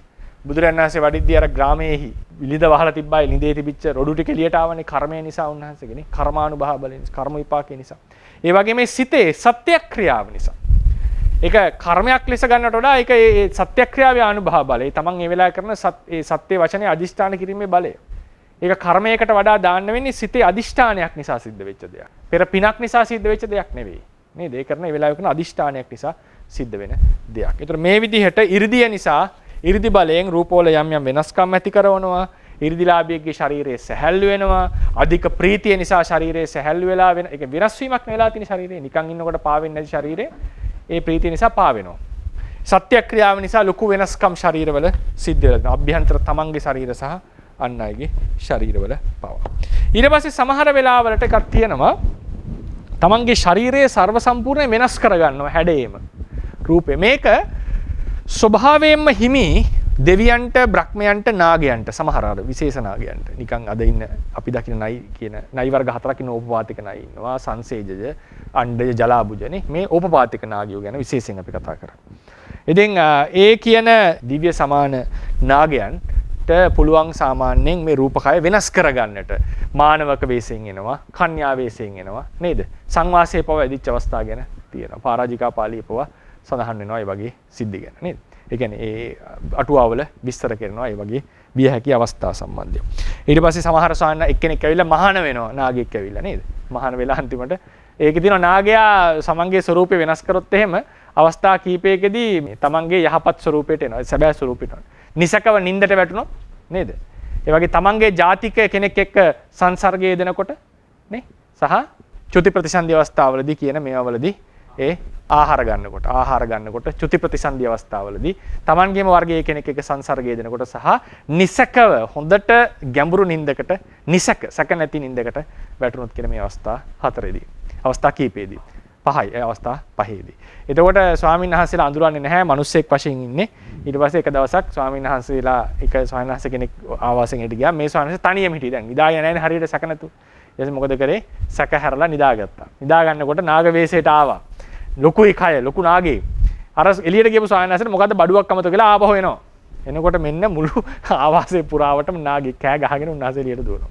ඊට පස්සේ ආරංචි වෙනවා. ආරංචි වුණාට පස්සේ බුදුරජාණන්සේ කැඳවනවා. කැඳවලා ඔව් මම නාගෙක් කියලා පිළිගන්නවා. ඊට පස්සේ කියනවා මෙතන ඔබලට ඉඩක් නැහැ කියන්නේ මොකද? ඒක සාසනික වශයෙන් ප්‍රශ්නයක් වෙනවා එතන එහෙම වුණොත්. ඒ නිසා මිනිස්සුන්ට විතරයි සාසන පැවිද්ද අනුදැනව දාලා තියෙන්නේ. ගිහලා පින් කරගන්නට කියලා ඔහුව පිටත් කර හරිනවා. ඔහු අඬ දුකෙන් පිටත් වුණා කියලා දැක්වෙනවා. ඒ නිසා ඒ වගේ නාගයන්ට පුළුවන් ඒ සමහර නාගයන්ට ඒ රූපේ වෙනස් කරගන්නට. සක්කුද්ධාන කියන සූත්‍රයේදී සක්‍ර දේවේන්ද්‍රයා කාශ්‍යප මහරහතන් වහන්සේට දානයක් පූජා කරන්නට ඕනෙලා. වෙහෙස පේශකාර වේශයෙන් ඇවිල්ලා මහලු වේශයෙන් තමන්ගේ සුජා අසුර කන්‍යාවත් සමග ඇවිල්ලා දෙන්නම මනුෂ්‍ය වේශ අරගෙන කාශ්‍යප ස්වාමීන් වහන්සේව රවට්ටනවා කියලා කියන්නේ උපත් කෙනෙක් වශයෙන් පෙනී සිටිනවා. මොකද කාශ්‍යප ස්වාමීන් වහන්සේ වැඩිපුරම යන්නේ දුප්පතුන්ගේ ගෙවල් වලට තමයි පින්ඩපාතයට. මොකද හේතුව ඒ කට්ටියට පින් අඩු නිසා තමයි දුප්පත් උනේ කියලා සලකලා ඒ පින් ලබා දීම සඳහා. සක්‍ර දේවේන්ද්‍ර දුප්පතෙක් වශයෙන් පෙනී සිටලා කාශ්‍යප ස්වාමීන් වහන්සේ මනසිකාර කරන්නේ සම්පූර්ණයෙන් ඒකට අහු වෙනවා. ඊට පස්සේ අන්තිමට ආහාර පූජා කරලා පාත්‍රය අතර පූජා කරාට පස්සේ බලනවා මේ වගේ සුවඳවත් වර්ණවත් සුවඳවත් විශේෂ සුවඳවත් ආහාරය ප්‍රණීත ආහාරය මේ කෙනාට නම් පූජා කරන්නට හැකියාවක් නැහැ කියලා කවුද කියලා ආවර්ජනා කරනකොට දැනගන්නවා මේ සක්‍ර දේවේන්ද්‍රයා කියලා. ඉතින් සක්‍ර දේවේන්ද්‍රට අහසට පැනලා ගිලා අහෝදානම් පරමදානං කස්සපේ සුප්පතිට්ඨිතං අහෝදානම් පරමදානං කස්සපේ සුප්පතිට්ඨිතං කියලා උදාන අනනවා. ඊට පස්සේ අන්තිමට නැවත මේ වගේ දේවල් කරන්නට එපා. කිව්වම නෑ අපිටත් පින් වලින් අවශ්‍යතාවයක් තියෙනවා කියලා ප්‍රකාශ කරනවා. ඊට පස්සේ කියලා නැවත ඒව දේවල් කරන්න එපා කියලා. බුදුරජාණන් වහන්සේ මේක බලන් ඉඳලා උදානයක් ප්‍රකාශ කරන උදානපාල. ඒක සක්කුදාන කියන සූත්‍රේ දැක්වෙනවා. ඉතින් මේ විදිහට සක්‍ර දේවේන්ද්‍රයා තමන්ගේ වේශය මාරු කරගන්නවා. එහම ගොඩාක් කතා ප්‍රවෘත්ති ජාතක ප්‍රවෘත්ති වල තියෙනවා. නේද? ඊට පස්සේ මේ වගේම උදානපාලියේ තියෙනවා මුචලින්ද නාගරාජයා 6 වෙනි සතියේදී තථාගතයන් වහන්සේට සෙවන හරි ගස්සලා නේද? සෙවන ෂෙල්ටර් එක සෙවන ලබා දීලා ඊට පස්සේ අවසානයේදී ස්වකීය වර්ණය හකුලවගෙන මානවක වර්ණයකින් මානවක වේශයකින් උන්වහන්සේ ඉදිරියට පැන. ඒ වෙලාව බුදුරණන් වහන්සේ බණක් දේශනා කරනවා, ධර්මයක් දේශනා කරනවා ක්‍රෝධයේ දුරු වීම සම්බන්ධයෙන්. මේ ධම්මචක්කප්පවත්තන සූත්‍රයට කලින් කරපු දේශනා කීපයක් තියෙනවා නේද? හුහුංක බ්‍රහ්මණතුමාට කරපු දේශනාව, තපස්සු බල්ලුක ආයත කරපු පොඩි දේශනාව, ඊට පස්සේ මුචලින්ද නාගරාජයට කරපු දේශනාව, ඊට පස්සේ මාර දුහිතෘ වරුන් අතර සමග තිබිච්ච සංවාදෙ. මේ හැම එකක්ම ධර්මයක් තියෙන්නේ. හැම එකක්ම ධර්මයක් තියෙන්නේ. උපකාජීවකයාට දේශනා කරපු ගාතාව. මේ එකකින්වත් ධර්මාභිසමය වුණේ නැති නිසා ප්‍රථම ධර්ම දේශනාවල සලකලා නැහැ. ඔවුන්ට ඉතින් ඔවුන්ගේ සසර ගමනට යම් උපකාරයක් කරනවා. විශේෂයෙන් මුචලින්ද නාගර දැන් හුහුංක බ්‍රාහ්මණයා නම් එහෙම වෙන්නේ නැති කියලා එච්චරම ලොකු ගණන් ගන්න නැතුව එයා පිටත් වෙනවා. මුචලින්ද නාගරාජයා ඒක අවවාදයක් ලෙස පිළිගන්නවා. නමුත් ඔවුන්ට ධර්මාභිසමයක් වුණේ නැහැ. උපකාජීවකයට එසේ වේවා කියලා යනවා. මාර දුහිතෘ වල දුක් වෙලා යනවා. ඒ කරගන්න වැඩි මේ দমনය කරගන්නට බැරි වුණායි කියලා. ඉතින් මේ විදිහට දේශනා කරලා තියෙනවා ධම්මචක්කප්පවත්තන සූත්‍රයට කලින් ධර්ම ඒවත් අද සූත්‍ර පිටකේ සඳහන් වෙලා තියෙනවා. ඒවා ධර්ම පාඨ ලෙස දැන් මුචලින්ද නාගරාජයාට දේශනා කරපු වාක්‍ය අපිට චතුරාර්ය සත්‍ය නංවන්නට පුළුවන්. ඒකේ මාර්ගඵල අවස්ථාව ගැන පවා දේශනාව සිද්ධ කරනවා. නමුත් ධර්මාභිසමයක් සිද්ධ වෙනවා. හුහුංක බ්‍රාහ්මණයාට දේශනා කරන්නේ මානෙ දුරු කරපු රහතන් වහන්සේ පිළිබඳව. ඒවා චතුරාර්ය සත්‍ය ප්‍රතිසංයුක්ත දේශනා. ඒවා අපිට හරවලා ගන්නට පුළුවන් ධර්මාභිසමය. නමුත් ඔවුන්ට කිසිදු දෙයක් සිද්ධ වුණේ නැහැ. ඒ නිසා අපි ඒවා ප්‍රථම ධර්ම දේශනාව ලෙස තේරවාදී සලකන්නේ නැහැ. සලකන්නේ ධම්මචක්කප්පවත්තන සූත්‍රය දේශනා කරාට පස්සේ මුලින්ම අවබෝධ කරගන්න අඤ්ඤා කොණ්ණඤ්ඤ. ඒ නිසානේ උදානය යනන්නේ අඤ්ඤාසිවත බොහෝ කොණ්ණඤ්ඤෝ අඤ්ඤාසිවත බොහෝ කොණ්ණඤ්ඤෝ කියලා බුදුරජාණන් වහන්සේ ගොඩාක් සතුටටපත් වෙනවානේ. මෙච්චර කල් මහන්සි වෙලා ආපු ගමනේ ප්‍රතිඵලයක් දැන් තියෙනවා. ඒ කියන්නේ තමනුත් අවබෝධ කරගෙන උන්වහන්සේ ආවේක සඳහානි සාරා සංකල්ප ලක්ෂයක් තමන් අවබෝධ කරගෙන දැන් ඔන්න පළවෙනි කෙනාත් මම දැකපු නිවනම දැක්කා අවබෝධ කරා කියන සතුට තමයි උන්වහන්සේ ප්‍රකාශ කරන්නේ. ඒ නිසා තමයි අඤ්ඤාසි කොණ්ඩඤ්ඤ කියලා තියෙනවා බුරුම් පොත්වල අපේ කියන්නේ අඤ්ඤා කොණ්ඩඤ්ඤ කියලා. ඒ ක්‍රියාපදයේ නාමයක් කරලා. ඒ අඤ්ඤා කොණ්ඩඤ්ඤ කියන නාමය නැත්නම් අඤ්ඤාසි කොණ්ඩඤ්ඤ කියන නාමේ උන්වහන්සේට පට බැඳෙන්නේ ඒ නිසා. ඊට පස්සේ මේ ඊළඟට තියෙනවා අභිඥාලාභීන්ට තමන්ගේ රූපකය අර විදිහට වෙනස් කරගන්නට පුළුවන්. ඒක කියනවා විකුර්වන 이르දිය. විකුබ්බන කියලාත් කියනවා විකුර්වන. සිංහලෙන්. විකුර්වන 이르දිය කියලා කියන්නේ තමන්ගේ රූපකය කැමැති පරිදි වෙනස් කර ගැනීම. ඒ කියන්නේ අලියෙක් වෙනවා තමන්ගේ රූපය, සිංහෙක් වෙනවා, කුමාරයෙක් වෙනවා, දෙවියෙක් වෙනවා, බ්‍රහ්මෙක් වෙනවා. දැන් මුගලන් මහරහතන් වහන්සේ නන්දෝපනන්ද දාමනේදී තමන් ගුරුලෙක් වගේ ස්වරූපයක් ඇති කරගත්තා. සුමන සාමණේරයන් වහන්සේ ඒ නාගයා দমনය කරනකොට බ්‍රහ්ම වේශයක් ඇති කරගෙන ඒ පෙනේ උඩ හිටගත්තා. ඒ වගේම බුදුරජාණන් වහන්සේ දක්වනවා ඒ ප්‍රත්‍යන්ත දේශවලට වැඩම කරලා රාජ වේශයෙන් ධර්මයේ දේශනා කරනවා. රජවරුන්ගේ වේශයෙන් ධර්මයේ දේශනා කරනවා. කටුවායි දක්න පිටසක් වලට ගිහිල්ලා ඒ රටවල රජුරුවන්ගේ වේශයෙන් ධර්මයේ දේශනා කරනවා. මේ විකුර්වන 이르දිය කියන එක. ඒ කියන්නේ තමන්ගේ රූපය සම්පූර්ණ වෙනස් ස්වරූපයකට ඇති කරනවා. මේ විකූර්වන 이르දිය සම්බන්ධයෙන් මතභේද දෙකක් තියෙන එකක් තමයි විකූර්වන දැන් එහා පැත්තේ අපි දැන් සමහර එකක් තමයි විකූර්වන 이르දිය අලියෙක් නිර්මාණ තමන් අලියෙක් වෙන එකක් හත්ති හෝමි කියලා නිර්මාණය කරන හත්ති හෝතු කියලා නිර්මාණය කරන එකක් තියෙනවා. පිට අලියෙක් නිර්මාණය කරනවා කියන එක. මේව තමයි විසුද්ධි මාර්ගයේ විස්තර විසුද්ධි මාර්ගයේ විකූර්වන 이르දිය විස්තර කරන්නේ තමනුත් අතෙක් වෙන එක වෙන්න පුළුවන් පිටත් ඇතෙක් නිර්මාණය කරනවා. එහෙම නැත්නම් පිට සේනාවක් නිර්මාණය කරනවා කියන එක. මේක සම්බන්ධයෙන් මතභේදයක් තියෙනවා. පටිසම්භිදා මාර්ග අටුවාව මේක ප්‍රතික්ෂේප කරනවා. විසුද්ධි මාර්ගයේ තියෙන අදහස. මහා නාම ස්වාමීන් වහන්සේ. උන්වහන්සේ කියනවා මේක සූත්‍රයට පටිසම්භිදා මාර්ගයට ගැලපෙන්නේ නැහැ. ඒ නිසා ඒ පටිසම්භිදා මාර්ගයේ තියෙන සේනම්පි මම මේක කියන්නේ එදා පටිසම්භිදා මාර්ගයේ එසේ තියෙනවා කියලා. නමුත් ඒක ඇත්තටම අර විසුද්ධි මාර්ගයේ තමයි සඳහන් වෙන්නේ බාහිර නිර්මාණය කිරීම විකූර්වන 이르දියක් කියලා. පටිසම්භිදා මාර්ග අටුවාචාර්යන් වහන්සේගේ අදහස වෙන්නේ විකූර්වන 이르දිය ඒක පිට නිර්මාණය කරොත් ඒක අදිෂ්ඨාන 이르දියක් විය යුතුයි. ඒක විකූර්වන 이르දිය ලෙස ගණන් කරන්නට අමාරුයි. මොකද පටිසම්භිදා මාර්ගයේ ඒ පාඩේ තියෙන ක්‍රමයට. ඉතින් ඒ නිසා එතන මතභේදයක් තියෙනවා. විසුද්ධි මාර්ගයේ හැටියට තමන් වෙන රූපයකටපත් වීමත් ඇතෙක් සේනාවක් රථයක් එහෙම පිට නිර්මාණය කිරීමත් විකූර්වන 이르දියක්. නමුත් පටිසම්භිදා මාර්ග අටුවාවට අනුව තමන්ගේ රූපය වෙනස් කර ගැනීම විකූර්වන 이르දිය බාහිර ඒ වගේ දෙයක් නිර්මාණය කරොත් ඒක අදිෂ්ඨාන 이르දිය විය යුතුයි කියලා ඒ අදහස් කරලා තියෙනවා. ඒක බලන්න 이르දි කතා කියන විසුද්ධි පටිසම්භිදා මාර්ගයේ මම මේ වාදයේ ගෙනාවේ නැහැ මෙතනට. මේක එතන අදාළ නැති එකක් නිසා දැනුවත් කිරීමට කරේ. 이르දි කතා සහ මම ඒක තැනක කිව්වා විකූර්වන 이르දිය කියන එක පිට සහ ඇතුළ දෙකටම අයිති කියලා. ඒක මම ඇත්තටම වැරදීමකින් කියලා තියෙන්නේ පටිසම්භිදා මාර්ගයේ තියෙනවා කියලා මම කියන්නේ. නමුත් ඒක ඇත්තටම විසුද්ධි මාර්ගයේ තියෙන ඒතරතුර. ඒක ප්‍රතික්ෂේප කරනවා පටිසම්භිදා මාර්ග අටුවාවේදී. ඒක පසු කාලයෙන් ලියවෙන අටුවාවක්. ඒකෙදී මේක එසේ නොවිය යුතුයි කියන අදහස. කෙසේ වෙතත් මේ විකූර්වන 이르දිය අපි අද අපි අදහස් කරන්නේ තමන්ගේ ශරීරය වෙනස් කර ගැනීම. අර දෙවියෙක් රූපේ වෙනස් කරගත්තා වගේ සක්‍රයා මානවක වර්ණයෙන් ආවා වගේ ඊට පස්සේ මාර්යා නානා සමහරලාට සානා ස්වරූප ඇති කරගෙන අවස්ථා තියෙනවා. ඊට පස්සේ නාගියෝ රූපේ වෙනස් කරගත්තා වගේ 이르දිවන්තයෙක්ටත් පුළුවන් තමන්ගේ රූපය සම්පූර්ණයෙන් වෙනස් කරගන්න. ඒතර මේ රූපේ වෙනස් කර ගැනීම රූපයට බලපෑමක් ලක්වීමක් මේ වෙලා තියෙන්නේ. රූපය වෙනස් කර ගැනීමක් තමයි මේ සිද්ධ වෙලා තියෙන්නේ. ඒක කෙසේද වෙන්නේ? ඒක අරක හංගලා මේක මතු කරනවාද? ඒක මට කියන්නට තේරෙන්නේ නැහැ. සාමාන්‍යයෙන් කියන්නේ තමන්ගේ රූපය හකුලුවලා වෙන රූපයක් මැව්වා කියලා. එහෙමයි සඳහන් වෙන්නේ. නේ? තමන්ගේ රූපය හකුලුවලා පාලියෙන් එන්නේ එහෙම. තමන් වෙන රූපයක් නිර්මාණය කරගත්තා කියලා. ඊට පස්සේ තව අවසාන වශයෙන් මේ වෙනස් වීම රූපයට ලක්කු බලපෑම. එතකොට අර වෙන එක එක විදිහට රූපයට බලපෑම ඇති වුණා. රූපය වෙනස් කරගත්තා. අදිෂ්ඨානයෙන්. අදිෂ්ඨානයෙන් කියලා කියන අදහස් කියන්නේ තමන් බලාපොරොත්තු වෙලා රූපය වෙනස් කර ගැනීම. ඊට පස්සේ නාම ධර්ම නිසා රූපකය රෝගී වීම නිරෝගී වීම. රෝගී වීම සහ නිරෝගී වීම. සමහර බලවත් කෙලෙස් ඇතිවීම නිසා සමහර රෝගී වෙනවා. රෝගීලා මිය යන අවස්ථා තියෙනවා. අන්‍ය ශාස්ත්‍රවරු ගැනත් එහෙම ධර්මයේ සඳහන් මම ඒක වැඩි විස්තර කරන්න යන්නේ නැහැ. මොකද අන්‍ය ශාස්ත්‍රවරයෙක් ගැන කියන කතාවක් නිසා. ඒ වගේ සමහර බලවත් කෙලෙස් ඇතිවීම නිසා ශරීරයේ රෝග හටගෙන මිය ගිය අවස්ථා, කෘෂවෙස්ත අවස්ථා. දැන් සුදින්න ස්වාමින් වහන්සේ නේද? සුදින්න ස්වාමින් වහන්සේ පළවෙනි පරාජිකාවට පොහොනා ක්‍රියාව සිදු වුණාසේ පරාජිකා වුණේ නැහැ. නමුත් ඒ ශික්ෂාපදේ පැනවෙන්නට හේතු වෙන සංසර්ගයේදීම සිද්ධ වෙලා තමන්ගේ පුරාණ බිරිඳ සමග ඒ වරද නිසා එක ගැන සිහි කර කර ඉඳලා ශරීරයේ කෘෂ වෙලා නේද නහර මතුවෙන මට්ටමටම ආවා. හරියට ආහාර පවා දිරවුවේ නැහැ උන්වහන්සේට ඇති වෙච්ච වදය පසුතැවීම නිසා.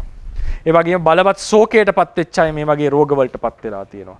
ලේ වමනය කරපු අවස්ථා ගැන ධර්මයේ දැක්වෙනවා. රෝග වලට අවස්ථා මිය ගිය අවස්ථා ගැන ධර්මයේ දැක්වෙනවා. ඒ නිසා මේ ශරීරයේ ඇතිවෙන නොයෙකුත් සිතේ ඇතිවෙන කෙලෙස් ධර්ම නිසා රූපකය රෝගී වෙච්ච අවස්ථාවක්. ඒ වගේම සුව වෙච්ච අවස්ථාවක් තියෙනවා. ඒ කියන්නේ හොඳම උදාහරණය තමයි බුදුරජාණන් වහන්සේ බේලුව ගමේදී ඇතිවෙච්ච ලෝහිත පක්ඛන්දිකා රෝගයේදී.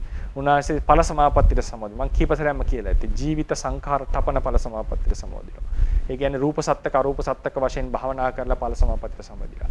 මාස මට මතක හැටියට මාස ගාණනක්ම ඒ කියන්නේ ආය පරිනිර්වාණයටපත් වෙන කම්ම ඒ රෝගේ යටපත් කරගන්නවා. මාස 10ක් වගේ කාලයක්. එදා පරිණිරවාණයට පත් වෙන දවසේ තමයි ආපහු කෙලෙසේ මත මාස 10ක් නේ මාස අර එදා ඉඳලා පිරිනවම් පාන දක්වා මාස ගානම මේ කෙලෙසේ ඒ රෝගී යටපත් කරගත්තා කියලා. ඵල සමාපatti නිසා. ඒ වගේ රෝග සුව වෙච්ච අවස්ථා තියෙනවා යහපත් සිතිවිලි ආදී ඇතිවීම තුල. ඉතින් ඒක අපි සාමාන්‍යයෙන් අද විද්‍යාත්මකව දන්න දෙයක්. සමහර හොඳ යහපත් සිතිවිලි අයහපත් සිතිවිලි නිසා ඉක්මනට රෝගී වෙන අවස්ථා සහ ඒක යහපත් සිතිවිලි නිසා නිරෝගී වෙන අවස්ථා ගැන සඳහන් තියෙනවා. ඉතින් මේ තමයි සිත හා සම්බන්ධ රූප. මේවා චිත්තජ රූප නෙවෙයි. අපි කතා කරන්නේ සිත හා සම්බන්ධ රූප සම්බන්ධ. ඒතර අපි කතා කරා ප්‍රධාන වශයෙන් චිත්ත ප්‍රත්‍ය කියලා රූප ටිකක් නේද? චිත්ත ප්‍රත්‍ය ඊට පස්සේ චිත්ත ප්‍රත්‍ය ආහාර සමුට්ඨාන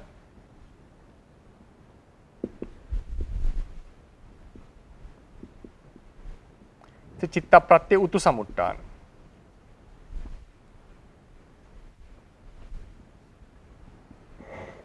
මේ කොටස් තුනකට කැඩුවා නේ. චිත්තද රූප වල තේජෝ ධාතුවෙන් හටගන්න රූප, අභිඤ්ඤාසිතේ නිර්මාණය කරන රූප, සාප්පුඩි ගැසීම් ආදී සිත කරනව කරගෙන කරන ක්‍රියාවලින් හටගන්න රූප. ඊට පස්සේ සිතේ බලපෑමට ලක් වූ රූප කියලා කතා කරා. අර විවර ආදී නිර්මාණය කරන අභිඤ්ඤාලාභීන්. ඒ වගේම කය සැහැල්ලු වෙලා අහසට පැන නගින අවස්ථා අභිඤ්ඤාවෙන් සහ උද්වේග ප්‍රීතිය නිසා. ඊට පස්සේ ඒ වගේම අපි කතා කර සත්‍යක්‍රියාව නිසා රූපයට වෙච්ච බලපෑම් ගැන අපි කතා කරා. ඊට පස්සේ කතා කරා දෙවියන්ට බ්‍රහ්මයන්ට ආදීන්ට රූපේ වෙනස් කරගන්නේ ගැන. සම්පූර්ණ රූප වෙනස් කර ගැනීම. දිව්‍ය නාගයන්ට එහෙම. ඊට පස්සේ 이르දිවන්තයන් විසින් ඒ රූපේ වෙනස් කර ගැනීම ගැන කතා කරා. ඒ වගේම සිතේ බලපෑම නිසා රූපකය රෝගී වීම සහ රූපකය නිරෝගී වීම. ඒ වගේ මාතෘකා කිහිපයක් යටතේ ප්‍රධාන වශයෙන් 6ක් යටතේ අපි සාකච්ඡාව ගෙන ගියා. ඒතර මේ වලින් හදාන් වෙන්නේ තේරවාදයේ හැටියට සිත නිසා අලුතෙන් රූප ටිකක් හටගන්න ඒවට කියනවා චිත්තජ රූප කියලා. මේ චිත්තජ රූප නෙවෙයි චිත්තජ රූපයයි පැටලිය හැකි. කෙනෙක් චිත්තජ රූපයයි හිතාගත හැකි.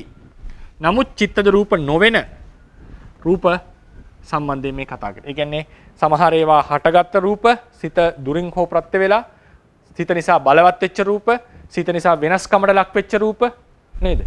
සිත නිසා ඒ වගේ පැති වලින් මේක කතා කරලා. නමුත් මේවා චිත්තජ රූප නෙවෙයි. මේ මෙතන අපි අර සිත නිසා උපදවන රූප සම්බන්ධයෙන් නෙමෙයි මේ කතා කරලා කියන්නේ. සිතේ බලපෑමට ලක් වෙච්ච සිතට සම්බන්ධයක් ඇති රූප ගැනයි මෙතන කතා කරලා තියෙන්නේ. ඒ නිසා මම දේශනාව අවසන් කරනවා. අදින් චිත්තජ රූප කියන පාඩම මම හිතන අපි තාම දීර්ඝව කතා කරන්න වෙච්ච පාඩම අදින් අවසන් වෙනවා. අනිත් දවසේ මම ඍතුජ රූප කියන පාඩම මුලින් පටන් ගන්නවා. දරවසනවල සනස මේ දර දෙවි ගුණාගේ සංකයයක දානයෙන් හේතුවක් වෙනවා සර ඊටම ඇතිවිච්ච දෙයක් ගෙටුවක් සයින්නවා ඒ දෙගොල්ලන්ට කියන්නේ අනක් කරලා දෙනවා දාන දෙන්න එපා එහෙම කියලා සයින්නවා නෑ එහෙම කියලා නෑ දන් දෙන්න පුළුවන් කාශ්‍යප ස්වාමීන් වහන්සේ චාරිත්‍රාක් ලෙස දුප්පතුන්ගෙන් දානේ බාර ගන්න කැමති ඒ නිසා එහෙම කරන්න එපා කියලා කිව්වා මේ දැන් ප්‍රණීතාහාර තියන සයින්නවා දරවසනස් දැන් ඒ දැන් මස් මාළු කිරි පිටර කියන්නේ දැන් මනුස්ස ලෝකේ සාමාන්‍ය දේ ප්‍රණීතාහාර සයින්නවා දරවසනස් දැන් දිව්‍ය ලෝකවලත් ඒ ආහාර තියෙනවා ඒ ආහාර තියෙන නැසනස් ඒ කියන්නේ ඒ දිව්‍ය ලෝකවලත් අකුසලයේ ප්‍රාණඝාතය වගේ අකුසල සිද්ධ නැසනස් නෑ ඒව නෑ එහෙම සුදා භෝජනේනේ තියෙන්නේ ඒ මේ මස් මාළු වගේ ඒවල් නෑ තිරිසන් සත්තු නෑනේ දිව්‍ය ලෝකේ ඒ නිසා මස් මාළු වගේ ආහාර නෑ දිව්‍ය ලෝකවල සුදා භෝජනය කියලා විශේෂ ආහාරයක් තමයි තියෙන්නේ ඒ නිසා මේ මනුස්ස ලෝකේ ප්‍රණීත ආහාර ගන්නට යනවා පුතේ මස් මාළු ආදිය. නමුත් දිව්‍ය ලෝකේ එහෙම එකක් නැහැ. තියෙන්නේ සුදා භෝජනය කියලා. ඒකේ ස්වරූපය නම් මම දන්නේ නැහැ. ඇති මොකක් කර විස්තරය. ඒකේ කොයි වගේද කියලා. සුදා භෝජනය කියලා තියෙන්නේ මොන වගේ විස්තරයක් එහෙම මට අහුවෙලා නැහැ. මේ ඉතින් ඒක ආහාර ගත්තම ගොඩාක් කාලයකට ඒක ඇති කියලා කියනවා. අවසරයි ස්වාමීන් වහන්සේ. දැන් නාම රූප වල පැවැත්ම ඊයේ දේශනාවට අනුව සම්බන්ධව හොඳටම වැටහෙනවා නාම රූප නොනවත්වා ඒකත්වයෙන් ක්‍රියා කරන විදිය සහ මේ ජීවිත කාලයේ අපි ඉපදිච්ච මේ රූපකය අවසන් වෙලා වෙනින් රූපකයක් අපිට හම්බ වෙන බව.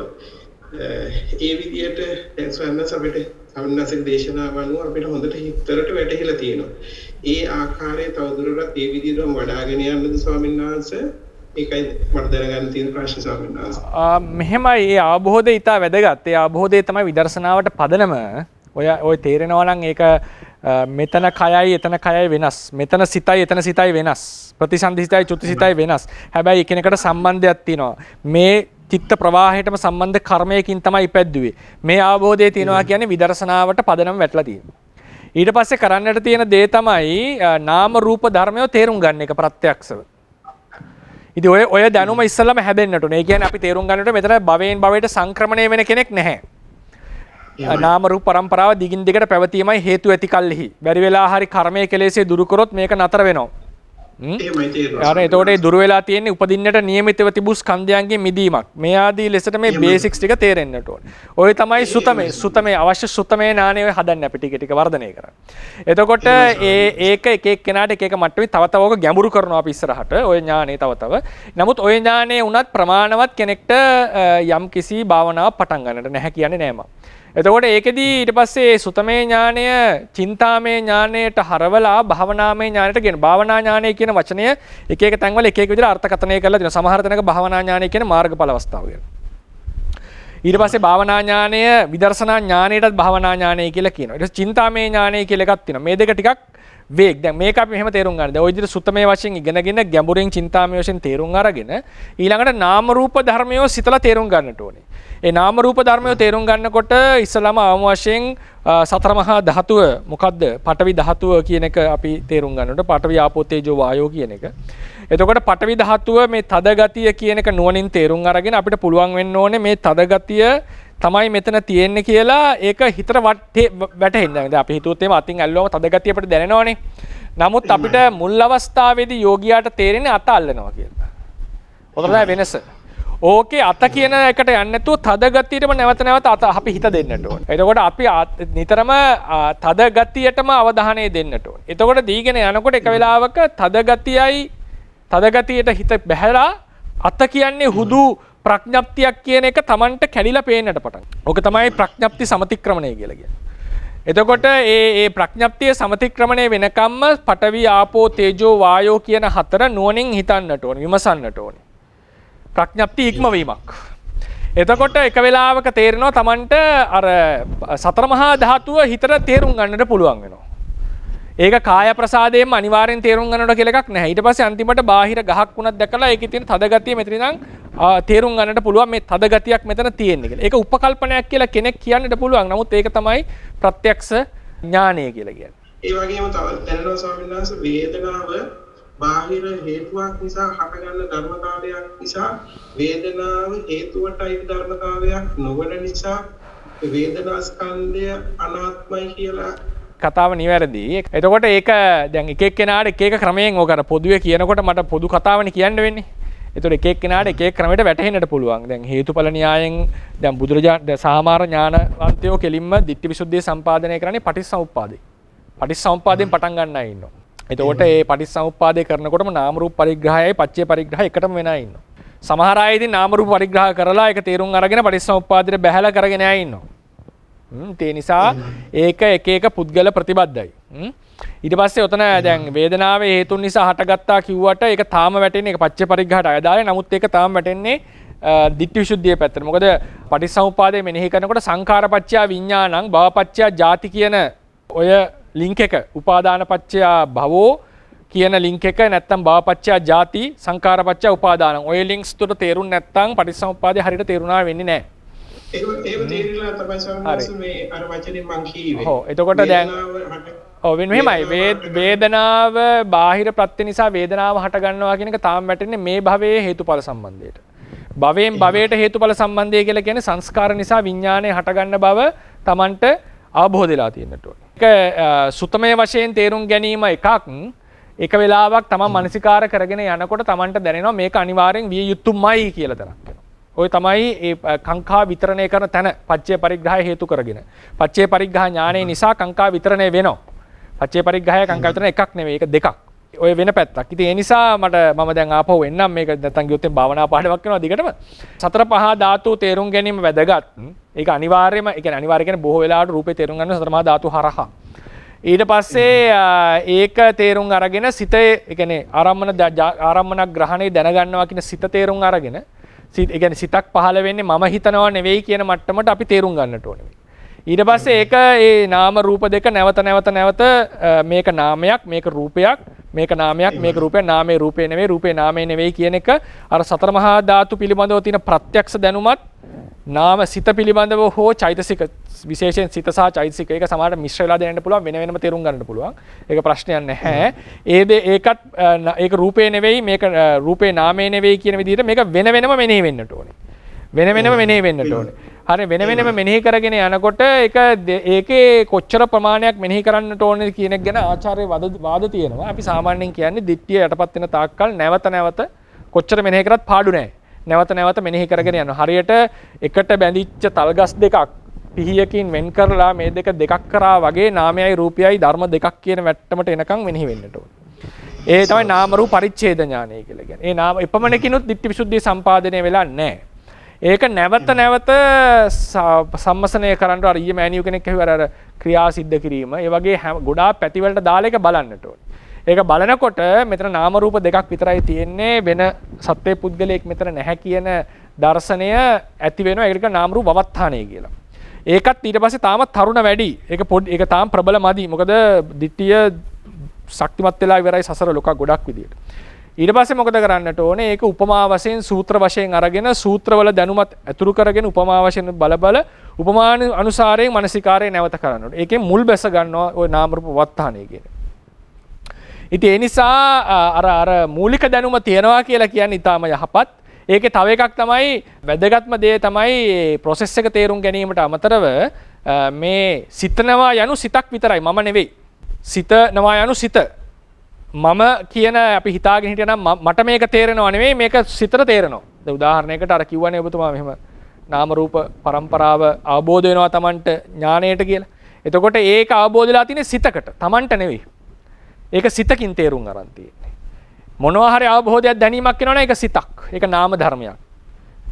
කියන தത്വයට අපේ මනසිකාරය යන්නට ඕන. කියන தത്വෙට අපිට තේරෙන්න ඕන. එතකොට මේක සම්පූර්ණයෙන් මම ගෑයි හිතන් හිටපු තැන නාම රූප ටික රිප්ලේස් වෙන්නට ඕන. මම යන තැන මම යයි හිතන් හිටපු තැන තියෙන නාම රූප ටික. කියන අවබෝධයටක සුතමේ පැහැදිලි වෙන්නට ඕන එකක්. ඊට පස්සේ අර නිකන් හිතෙන්න පුළුවන් මම සිත තේරුම් ගත්තා. මට මේක වැටහුණා කියන සිද්ධිය ගත්තම ඒක තාම පරිපූර්ණ අවබෝධයක් නෙවෙයි. මං කියන සුතමේ වශයෙන් උනා. මේ තේරෙන්නේ තව සිතකට. සිතකින්මයි මේ අවබෝධයත් ඇති කරගෙන තියෙන්නේ. කියන මට්ටමට අපි තේරුම් ගන්නට ඕනේ. එතකොට ඊට පස්සේ අර සිත කියන එක වෙනම පරිග්‍රහ කරන්නට ඕනේ. රූපය කියන එක වෙනම පරිග්‍රහ කරන්නට ඕනේ. මෙහෙම කරගෙන යනකොට ඊට පස්සේ නාම රූප පරිච්ඡේද ඥානය ඇවිල්ලා පච්චේ පරිග්‍රහයට එනවා. ඉතින් ඒක මම අපි ප්‍රායෝගික පැත්තත් එක්ක සාකච්ඡාවට ගනී විපස්සනාවේදී. ඉතින් දැනට එහෙම කවුරු හරි ඉදිරියට යනවා නම් හොඳම ආරම්භය තමයි සතර මහා ධාතු තේරුම් ගන්න. මේ රූප පාඩමෙන් මම බලාපොරොත්තු වෙන එක සතර මහා ධාතු තේරුම් ගන්න. ඒක පඨවි ධාතුව නානා ක්‍රම වලට තද ධාතිය එන්න පුළුවන්. මේ දරන් ඉන්න මේ පඨවි ධාතුවේ ලක්ෂණය පේන්නේ. අයි මේ අත පල්ලෙහාට යන්නේ නැත්තේ. මෙතන පඨවියක් තියෙන නිසා. අතෙන් අල්ලන් ඉන්නවා කියලා අපිට තේරෙන්නේ. විදර්ශනා වඩපු යෝගියා තේරුම් ගන්නේ තද ගතියක් නිසා තද ගතියක් ආවරණය වෙලා යන්නේ නැතුව තියෙනවා. මේ මුළු කයෙම මේ තද ගතිය තේරුම් ගන්නට ඕනේ. නැවත එකපාරක් දෙපාරක් නෙවෙයි. නැවත නැවත ඒක තේරුම් ගන්නට ඕනේ. නැවත නැවත තේරුම් ගන්නට ඕනේ. ඒකේ මම අර ඒක දිගටම යන්නේ නැත්තේ ඒක සමහර යෝගීන්ට මේ තද ගතිය ලෙස මේක තේරෙනවා. සමහර අයට ඒක දෙතිස් කුණපේ තියෙන තද ගතිය ලෙස තේරෙනවා. සමහර අයට අංශු වශයෙන් තේරෙනවා. ඒක එක එක යෝගියාට වෙනස්. මම ඒකයි ඒක අර හදිස්සි වෙලා මෙහෙම්ම කළ යුතුයි කියන තේරවාදයේ තියෙන මේක දෙන්නේ නැත්තේ ඒක නානා යෝගීන්ට වැටහෙන්නේ නානා විදිහට. එක විදිහක් කිව්වට පස්සේ අනිත් අයට නොතේරෙන්න පුළුවන්. ඒ නිසා ඒක එදාට කතා කරනවම ඒ එක එක යෝගීන්ට වැටහෙන ක්‍රම. එතකොට Tamanට පුළුවන් කැමති එක ඇප්ලයි කරගන්න. ඒ නිසායි මම ඕක හදිස්සි වෙලා කියන්නේ නැත්තේ. ඉතින් ඒක අර මෙහෙම මුළු රූප කයෙම තද ගතිය තේරෙන්නට පටන් ගන්නට ඕනේ. එතකොට වැදගත් වෙන්නේ ප්‍රත්‍යක්ෂයෙන්ම අවබෝධ වෙන්නට ඕනේ රූප කයයි නෙවෙයි මෙතන ශරීරයක් නෙවෙයි සතර මහා තද ගතියක් ඇලෙන බැඳෙන වැగిරෙන ස්වභාවයක් උෂ්ණ ගතියක් පුම්බවන ගතියක් තියෙන කියලා සතර මහා ධාතු ශරීරය යනු සතර මහා ධාතු වල පැවැත්මක් කියන තැනට හිත එන්නට ඕනේ. ඒක ඒ වෙලාවේදී හිත Tamanට කියනවා. ඒක අර හිතෙන් මවාගත්ත එකක් නෙවෙයි. හිතම කියනවා මෙතන ශරීරයක් නෙමෙයි ධාතු හතරක් තියෙන කියලා. ඒ කියන්නේ සිතම Tamanට කියන මට්ටමට එන්නට ඕනේ. සිතම Tamanට නෙවෙයි සිතම කියනවා මේක ශරීරයක් විය නොහැකි කියන මට්ටම. ඒ විදිහට සතර මහා ධාතු පරිග්‍රහය පටන් ගන්නට පුළුවන්. ඊට පස්සේ සිත කියන්නේ මේක තේරුම් ගන්න බව, තේරුම් ගන්න ගතිය කියන එක තේරුම් කරන්න. එහෙම ආරම්භයක් අරගෙන යන්න පුළුවන්. ඕක ඉතින් විස්තර කරන්න ගියොත් ඉතින් මුළු කතාවම කියන්නට වෙනවා. ඉතින් ඒක මම පස්සට දාලා තියෙන විදර්ශනා පාඩමට. තෙරුවන් සරණයි ස්වාමීන් වහන්සේ.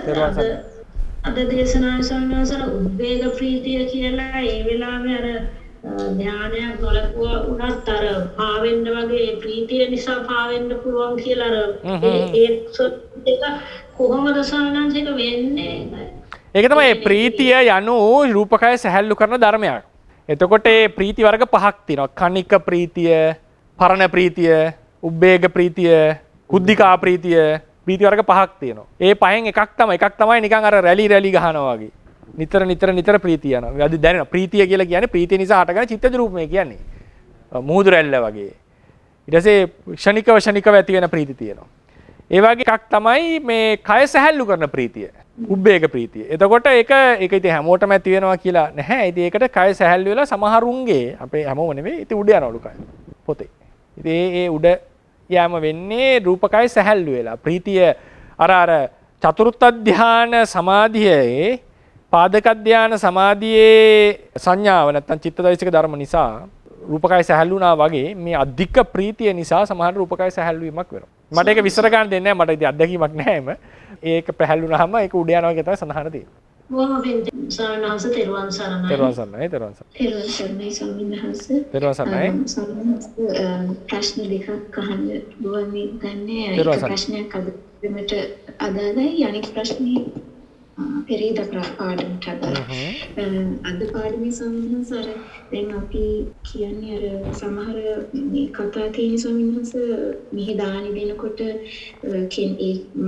කෙනා මනුස්ස ජීවිතේ ඉන්නකොටම දිව්‍ය විමානයේ මේ දිව්‍ය ලෝකයේ හැදෙන එක කතාවක් තියෙනවා එහෙම. ඔව්.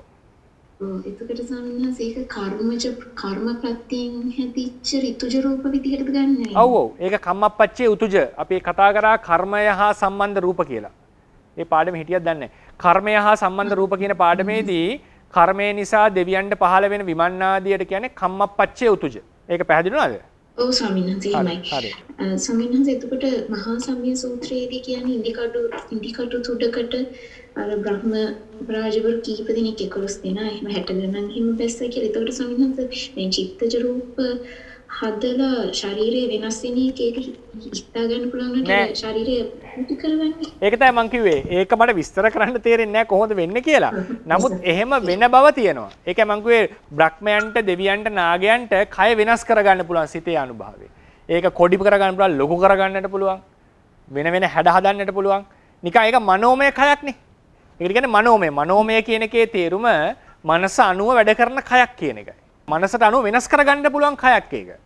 මනෝමය සත්‍ය. අපිට කියන්නේ ටිකක් රළු කයවල් තියෙන අය. අපේ ඒක වෙනස් කරන්න නම් විකුර්වන 이르දිය කියන මට්ටමට ඇවිල්ලා රූපකය ලොකු වෙනසක් ඇති කරවන්නට ඕනේ. ඒ 이르දි අභිඥාවෙන්. දෙවියන්ට, බ්‍රහ්මයන්ට, දිව්‍යනාගයන්ට ඔය කියපු වෙනස්කම ස්වභාවයෙන්ම ඇති කරගන්නට පුළුවන්. ඒක චිත්තද රූප ඇති කරවලා කරන එකක් නෙවෙයි. ඒක සිතේම ඒ කට්ටියගේ ගත්තොත් එහෙම කයේ තියෙන හැටිය. කය සිතරණු වැඩ කරනවා ඒ කට්ටියගේ. වේගෙන් යන්නට පුළුවන්, අහසින් යන්නට පුළුවන්.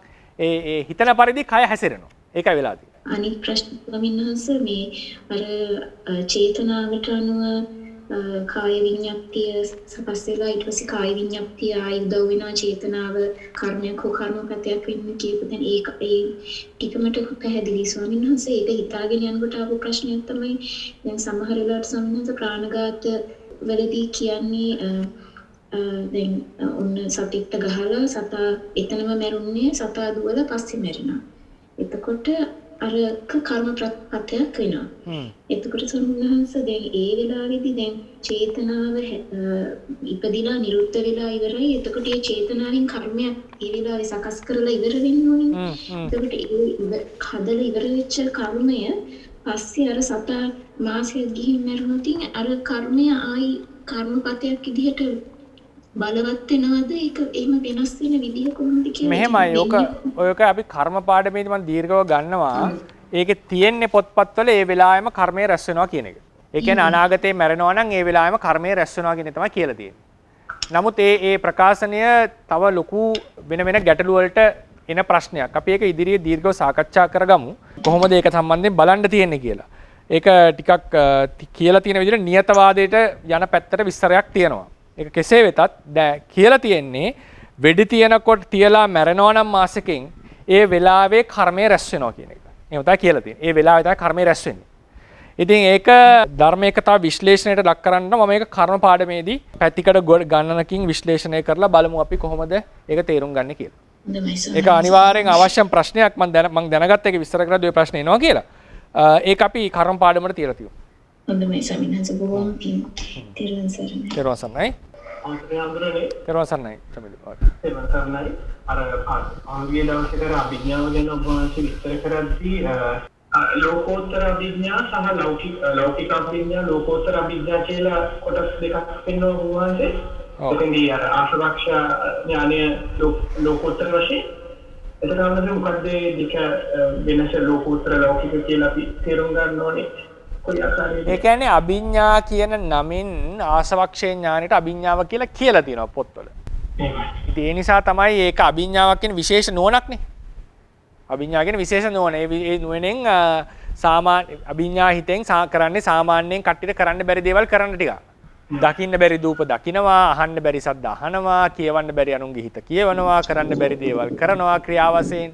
දකින්න බැරි රූප දකින්න එක. ඊට පස්සේ දකින්න බැරි අතීත අනාගත දකින්න එක. සත්‍යයන් ඉපදිච්ච තැන දකින්න එක. අහන්න බැරි සද්ද අහන එක. කියවන්න බැරි අනුන්ගේ හිත කියවන එක.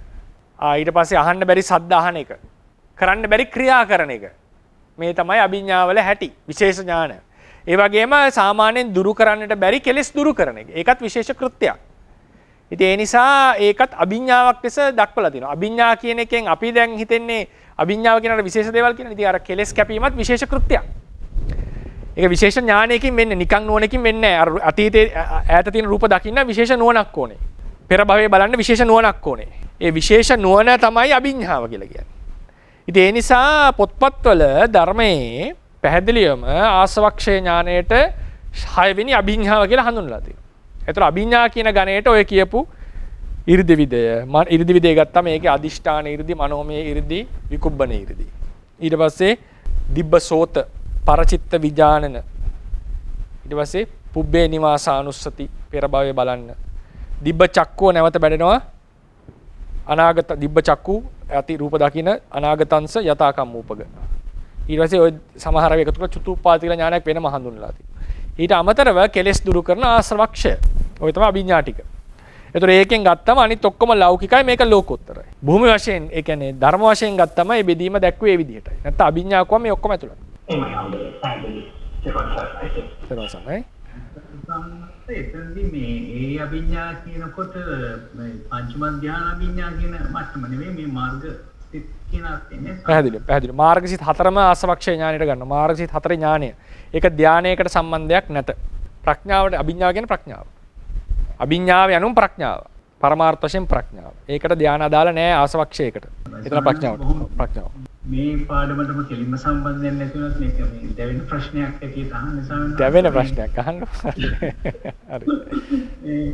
ස්වාමීන් වහන්සේ දැන් අපි මරණාසන්න චිත්ත විති ගත්තාම කර්ම නිමිති ගති නිමිති කියනකොට එතන අපිට කර්ම නිමිති ගති නිමිති කියනකොට නම් මේ අපිට තේරෙනවා ඒක නිමිත්තක් ප්‍රඥප්තියක් වගේ දෙයක් කියලා. එහෙමද නැත්නම් කර්මය කියනකොට කොයි විදිහට ස්වාමීන් වහන්සේ පරමාර්ථයි ප්‍රඥප්තිය අපි එතනදී වෙන් කරගන්න කොහොමද? මෙහෙමයි. එතන කර්මය සිහි වෙනකොට අනිවාර්යෙන් අතීත කර්මය සිහි වෙන්නේ. ඒක සමහර කෙනෙක් හිතනවා චේතනාව විතරක් කියලා. සාමාන්‍යයෙන් ගන්නේ නාමස්කන්ධ හතරම සිහි වෙනවා. අතීතේ ඒක සිහි කරනකොට. කර්මය. ඊට පස්සේ කර්ම නිමිත්ත කියලා ගත්තම කර්මය කරන්න උපකාර වෙච්ච දේවල්නේ. සත්තු මරීමේට පොරව, මල පූජා කර කෙනෙක්ට මල. එතකොට ඒකේ තියෙන රූප ධර්ම ටික අරමුණු වෙනවා. ඒක අතීත ආරම්මන රූපයක්. කෙනෙක්ට කියනවා පොරව කියන්නේ ප්‍රඥප්තියක් නේ. ඊට පස්සේ සමූහ වශයෙන් අරමුණොත් ප්‍රඥප්තියක් නෙවෙයිද එහෙම කියලා ඉන්නට පුළුවන්. ඒක සම්බන්ධයෙන් එක ක්‍රමයකට ගත්තොත් විමුක්ති විනෝදිනී කියන ටීකාව හැටියට එතන ප්‍රඥප්තිය අදහස තියෙන්නට පුළුවන්. නමුත් ඒක එතන ඒ කියන්නේ පරමාර්ථ ධර්මනේ. ධර්ම මත පදනම් වෙච්ච ප්‍රඥප්තිය. ඊට පස්සේ තව ක්‍රමයකට අපිට ඕනනම් කියත හැකි එතන මල කියන අදහස නැහැ. මලේ තිබිච්ච රූප ටික අරමුණු. පොරව කියන අදහස නැහැ. පොරවේ තියෙන රූප ටික අරමුණු. එහෙමත් අපිට ඕනනම් කියත හැකියි. ඒක අපි පස්සේ එදාට ඒ කර්ම නිමිති පාඩම එනකොට කතා කරනවා ආරම්භන සම්බන්ධයෙන් එහෙම කතා කරනවා. ඊට පස්සේ එතකොට එතනදී සාමාන්‍යයෙන් අපි ගන්නේ පරමාර්ථ අරමුණු වෙනවා කියලා ගන්නකො. පරමාර්ථ ටික අරමුණු වෙනවා. සාමාන්‍යයෙන් ගන්නේ අති කර්ම නිමිත්ත අතීත ආරම්භන රූප ටිකක්. අර ප්‍රඥාප්ති කතාව සාමාන්‍යයෙන් අපි එක පොඩක් බැහැරින් තියෙන එක පොඩ්ඩක් අපි පැත්තකින් තියෙනවා. මොකද අපි සාමාන්‍යයෙන් කියනවා මහා විපාක සිත් 8ට සම්තිර්ණ සිත්වල අරමුණ කාමාවචර ධර්ම. එහෙමනේ අපි කියන්නේ නේද? ඒ කාමාවචර ධර්ම. ඒක හැබැයි ලස්සනයි අදහස විමුක්ති නොදින. ඒක මම පස්සේ විශ්ලේෂණයට ගන්නම්.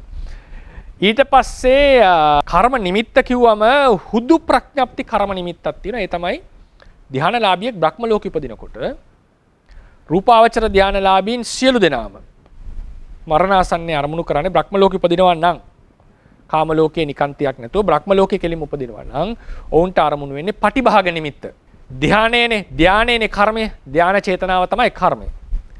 ඒ කර්මයේ වඩන්නට හේතුනේ පටිභාග නිමිත්ත අරමුණ. ඒක ප්‍රඥප්තියක්. එතකොට මේ පටිභාග නිමිත්ත තමයි කර්ම නිමිත්ත වෙලා තියෙන්නේ. කසින නිමිත්ත නෙවෙයි ප්‍රතිභාග නිමිත්ත. ඒතර මරණාසන්නයේදී මේක අරමුණු වෙනවා. එතකොට කර්ම නිමිත්ත සමහර විට ප්‍රඥප්තියක් වෙන්නට පුළුවන්. ඒ නිසා ෂඩාරම්මනයි කර්ම නිමිත්ත. දැන් උදාහරණයකට මල් සුවඳ දුම් එහෙම පූජා කරපු එකක දුම ඒ සුවඳ මතක් වෙන්නට පුළුවන්. ඒ වගේ ෂඩාරම්මනිකයි. කර්මය ඒකාන්තයෙන් ධම්මාරම්මනිකයි. මොකද අරමුණු වෙන්නේ නාම ධර්ම සමූහයක්. කර්ම නිමිත්ත ප්‍රඥප්ති තරමුණ වෙන අවස්ථා තියෙනවා. ධානයක් උපදලා බ්‍රහ්ම ලෝක. අරූපාවචර තලයේ උපදිනකොට ප්‍රථම තෘතිය කියන බ්‍රහ්ම ලෝකවල උපදින්නේ ප්‍රඥප්තියක් අරමුණු කරගත් කර්ම නිමිත්තකින්. ဒုတိ ය චතුර්ථ අරූප ධාන වලින් උපදිලා ඒ බලවල උපදිනකොට එතනත් කර්ම නිමිත්ත තමයි. හැබැයි ඒ කර්ම නිමිත්ත පරමාර්ථ ධර්මයක්. ဒုတိ ය තලයේ උපදිනවා නම් ဒုတိ ය ධානයේ හිතේ අරමුණ තමයි චතුර්ථ ධාන. අරූපාවචර ဒုတိ ය ධානයේ හිතේ අරමුණ ආකාසානංචායතන හිත. චතුර්ථ අරූප ධානයේ අරමුණ අකින්චඤ්ඤායතන හිත. ඒකට කියනවා මහග්ගතාරම්මනික කර්ම නිමිත්තක් කියලා. මහග්ගත කර්ම නිමිත්තක්. මහග්ගත ධර්මයක්. ඊට පස්සේ ගති නිමිත්ත කියලා ගත්තම ගති නිමිත්ත හැමතිස්සෙම අපිට හම්බෙන්නේ රූප ධර්මයක්. ගොඩක් වෙලාවට රූප ධර්මයක්. ඒක පච්චුප්පන්නයි. ගති නිමිත්ත පච්චුප්පන්නයි. අනාගත කියන්නේ ඒකට. පච්චුප්පන්නයි. ප්‍රතිසන්දිහිතර අරමුණ වෙන ගති, ඒ කියන්නේ මරණාසන්න අරමුණ වෙන ගති නිමිත්ත පච්චුප්පන්නයි. හැබැයි ප්‍රතිසන්දි දැන් උදාහරණයකට ඊළඟ භවයේ ඉපදිලා භවාංග සිත් එහෙම යනකොට ඒක අතීත ආරම්මන වෙනවා. මොකද මේ නිමිත්ත දුර වෙලා ඉවරයිද? මේ නැති වෙලා. ඒ නිසා ගති නිමිත්ත වශයෙන් පහළ වෙන්නේ උපදින්න යන තියෙන රූප ටිකක් අරමුණු වෙන්නේ අපිට. ඉතින් ඒ ගති නිමිත්ත පච්චුප්පන්න ආරම්මනිකයි මරණාසන්නයේදී. ඒක ඊළඟ භවයේ ඉපදුනාට පස්සේ භවාංග හිත්වලදී ඒක අතීත ආරම්මනික වෙනවා. ඉතින් ওই විදිහට තමයි කියන්නට තියෙන්නේ. ඒ නිසා පඤ්ඤත්තියක් අරමුණු වෙන්න පුළුවන්. අරමුණු වෙනවා කියන්නේ වෙන්නේ අර කියපු බ්‍රහ්ම ලෝකේ උපදින අවස්ථාවේදී විතරයි ප්‍රඥප්තියක් අරමුණු වෙනවා කියලා කියන්නේ. සාමාන්‍යයෙන් අපේ ධර්ම විවරණය ඔහොමයි. ස්වාමීන් වහන්සේ මේ එතකොට අපි දානයක් මතක් වුණා එහෙමත් නැත්නම් කරපු පිනක් මතක් වුණා කියනකොට අපිට සාමාන්‍යයෙන් මතක් වෙන්නේ එහෙම කිව්වට එතන මෙතන දාන නාම ධර්ම ටිකකටම තමයි මේ පරමාර්ථ වශයෙන් ඒ අරමුණු වෙන්නේ නේද? ඒ දානේ දීප අවස්ථාවේ ප්‍රීතිය දරමුණු උනේ සතුටද? දානේ දීප අවස්ථාවේ ශ්‍රද්ධාව, දෙන උත්සාහය, දෙන ඕනකම මේවා නම් අරමුණුනේ කර්මය අරමුණු වුණා කියලා සලකන්නේ අපි. ඒකයි මම කිව්වේ චේතනාව විතරක් නෙමෙයි නාම ධර්ම සමූහෙම අරමුණු වෙන්නේ. ඊට පස්සේ අපිට දීපු වස්ත්‍රය අරමුණු වුණා නම් සිවුර දාන වස්තුව එතකොට කර්ම නිමිත්තක් කියලා ගන්න. හා ස්වාමීන් වහන්සේලා ටික පෙන්වනවා නම් ඒ දානෙට වඩම්මපු. එතකොට කර්ම නිමිත්තක් අරමුණු වුණා කියලා සලකන්න. ස්වාමීන් වහන්සේ අප්‍රමාණ කෙනෙක්. තෙරුවන් සරණයි. එතකොට ඒ ස්වාමීන් වහන්සේලා පඤ්ඤත්තියක්ද දාන වස්තුව පඤ්ඤත්තියක්ද කියන එක ඒක අපිට ඒක මම කිව්වේ. ඒක ගැන පොඩි විස්තරයක් කරගන්නට තියෙනවා පස්සේ. පටිභාග නිමිත්ත අරමුණ පඤ්ඤත්තියක්. ඒ කර්ම නිමිත්තක් ලෙස ගන්න. උපචාර සමාධියේ ලාභී කෙනෙක්ට පටිභාග නිමිත්ත අරමුණු වුණොත් එම කාම ලෝකේ උප්පත්තිය ලබන්නේ. එතකොට ඔය එක තැනක් මරණාසන්නේ අරමුණු වෙච්ච අරමුණයි ප්‍රතිසන්දිහිතේ අරමුණයි දෙකක් වෙන තැනක්. උපචාර සමාධි ලාභියෙට පටිභාග නිමිත්ත අරමුණු වෙන එක තමයි බොහෝ දුරට වෙන්නේ. ඒකේ තරම් ප්‍රබල අරමුණක්. එයා මැරිලා උපදිනකොට කාම ලෝකෙ උපදින්නේ. කාම ලෝකෙ ඉපදිච්ච වෙලාවේ පහළ වෙන්නේ මහා විපාක සිතක් ඔහුට. ඥාන සංප්‍රයුක්ත මහා විපාක සිත බොහෝ දුරට. එතකොට ඒ විපාක සිතට පටිභාග නිමිත්තක් සුද්ධ ප්‍රඥප්තියක් වෙච්ච පටිභාග නිමිත්ත කිසිවිතකත් අරමුණු වෙන්නට හැකියාවක් නැහැ. හරිනේ? ඔය තමයි අවස්ථා දෙකක් තියෙනවා. ඒ අවස්ථා දෙකෙන් එකක් තමයි උපචාර සමාධිලාභියෙක් මරණාසන්නයේදී උපචාර සමාධියේ පටිභාග නිමිත්ත අරමුණු කරමින් කාලක්‍රියා කරාම කාම ලෝකෙ උපදිනකොට කලිනුත් මෑනියෝ කෙනෙක් අහුව ප්‍රශ්නේ. උපදිනකොට එයාගේ ප්‍රතිසන්දේ හිතේ නිමිත්තයි මරණාසන්න අරමුණු වෙච්ච නිමිත්තයි එකිනෙකට සමාන නැහැ. ත්‍රිසත්නසෝනාංශ මේ අර සන්තියමති සන්තති අමාත්‍ය. ඔව් ඔව්. සන්තතියමති අතාපිට යනකොට බුදුරජාණන් වහන්සේට නමස්කාර කරනවානේ. හරි. ඒක කුසල කර්මයක් වෙනව නේද? ඇයි අහන්නේ බීලා හිටපු නිසාද? එහෙම කියන්න වෙනවා ඉතින් නේ. ඒක බීලා හිටපු පමණින් කුසල් කරන්න බැරිද කියලා අහුවොත්. හැම සිතක්ම අකුසල් වෙනවද කියලා අහුවොත් මට අත්දැකීමක් නැහැ කියන්න. නමුත් මම අහලා තියෙන තොරතුරු අනුව නම් කට්ටිය කියනවා මේ බීලා ඉනොටත් කුසල් කරන්න පුළුවන් කියලා. ඉතින් මම ඒක ප්‍රායෝගිකව විශ්වාස කරනවා පුළුවන් ඇති කියලා. අත්දැකීමෙන් නෙවෙයි. ඉතින් ඒක සමහර කෙනෙක් කියනවා නෑ බිව්වට පස්සේ මුළු පහලෙන් ඔක්කොම සිත අකුසල් විය යුතුයි කියලා අදහසක් තියෙන්න පුළුවන්. නමුත් අතරපතර කුසල් පහල වෙන්න බැරි කමක් නැහැ කියලා මං හිතනවා. ගොඩාක්ම වෙරි වෙලා හිටියොත් නම් බැරි වෙයි. මේ නැත්තම් පුළුවන් ඇති. පුළුවන් කියලා මටත් හිතෙනවා. කුසලයක් විය යුතුයි කියලා. ඒක දුර්වලයි. කුසලයේ දුර්වලයි. ඉතින් ඒක මහා දෙයක් නෑ දුර්වලයි කුසලය. මේ නමුත් කුසල් කරන්න පුළුවන්. අවසරයි ස්වාමීන් වහන්සේ අර සම්තතිය ඇමතිගේ කතාවේදී එහෙම දෙයක් වෙන්නේ නැති නේද? ඒ වගේ. අර ඒක තමයි අහුවේ. අර දවස් 7ක් විනෝද වෙවි ඉඳලා ඊට පස්සේ බීම. එතන වැන්දද එයා? වැන්දද බුදුරණන්? වැන්ද කතා වදිනවා. අපිට ඉන්නදී නමස්කාර කරනවා. එහෙම තියෙන්නේ. මට නම් ඒ කතාව ඔය තරම් ඩීටේලි මතක නැහැ. මට මතක ඇති නෑ ඇතාපිට යනකොට බුදුරණන් සිනා පහල කරනවා. මේ මිනිස්සයා රහත් වෙලා පිරුණම් පානවා කියලා. වැන්ද කියලා තියෙනවද? නෑ මම මේ කුසල් කරන්න පුළුවන්ද කියලා ඇහුවොත් මම හිතන්නේ පුළුවන්. යා කුසල් සිත් පහල වෙන්න නම් පුළුවන් කියලා හිතෙනවා. එහෙම තිබ්බා නේ ඔබතුමාට මතකයි නේද? මතකයි දුන්න. හරි. සයින්ස් මේ අර සයින්ස් කර කලින් ඊට කලින් ආව ප්‍රශ්නේ සයින්ස් අපේ මරණාසන්නයයි ත්‍ෘතිය අතරම කසනස් කියන්නේ මහා කුසල ලටෙන් අපි කියන්නේ මහා කුසල ලටෙන් ඉපදෙන්නේ කාම ලෝකෙනේ කියන මනුස්ස ලෝකේ හා දිව්‍ය ලෝකේ. ඔව් මහා විපාක. සයින්ස් මේ ඒ දෙකක් වෙන්නේ කොහොමද සයින්ස් එතන? නෑ මරණාසන්නය කියන්නේ පුතේ මරන්න යනකොට පහළ වෙන සිත්. චුතිසිත කියලා කියන්නේ අවසාන සිත. චුතිසිතයි මරණාසන්න සිතුයි මරණාසන්න ජවන් කියලා අපි කියනවා. මරණාසන්න ජවන් කියන එක එකක්. චුතිසිත කියන එක එකක්. ප්‍රතිසන්දිසිත කියන එක තව එකක්. ඉදිරිපත් වෙච්ච කර්මය කියන්නේ තව එකක්. ඒක ඉස්සරහට එනවා. ඕක මේ නාම රූප ප්‍රවෘත්ති කතා කරද්දී. මේ ඒ කියන්නේ උදාහරණයකට දැන් මරණය නම් මෙතන මේක දැන් මැරිලා ඉපදෙනවනේ. දැන් මෙතනදී අපි දැනගන්නට ඕනේ මේක තමයි ප්‍රතිසන්දිය. මේ තමයි ඊළඟ භවයේ කලින් භවයේ චුතිය. මේ තමයි මරණාසන්න ජවන ටික. හරිනේ. ඊට පස්සේ මේ තමයි වෙනම කර්මය. කර්මයක් ඉදිරිපත් වෙලා විපාක දෙනවා. හරිනේ? මරණාසන්න ඉදිරිපත් වූ කර්මය.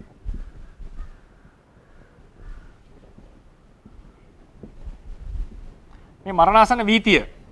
මරණාසන්න වීතියේ කරන ඒක මරණාසන්න කොහොම මේ කිට්ටුවේ ඔක්කොම ගන්න පුළුවන්. සාමාන්‍ය අපි කියන්නේ මේකෙන් ප්‍රතිසන්දි දෙනව නෙවෙයි. ඒකෙන් ප්‍රතිසන්දි දෙන්න පුළුවන් කියන එක අවස්ථාවක් ගැන තියෙනවා ආචාර්ය මතයක් සූත්‍රයක් අනුසාරයෙන්. සම්මිය දෘෂ්ටික සහ මිත්‍යා දෘෂ්ටික කර්ම දෙක සමාදන් වීම. සම්මා දෘෂ්ටිය මිත්‍යා දෘෂ්ටිය මේකේ ඇති වුණොත් මේක නිසා ප්‍රතිසන්දියක් දිය හැකියි කියන එක. හැබැයි ඒකට අමතරව වෙන කිසිදු කර්මයක් මෙතන පහළ වෙන සිතකින් ප්‍රතිසන්දිය දෙන්න නැහැ කියන එක කියනවා.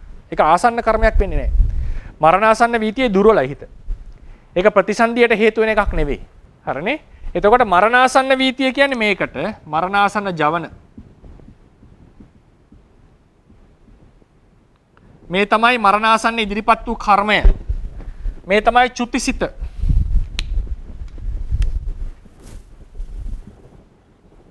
මේ තමයි පටිසන්ධිහිත.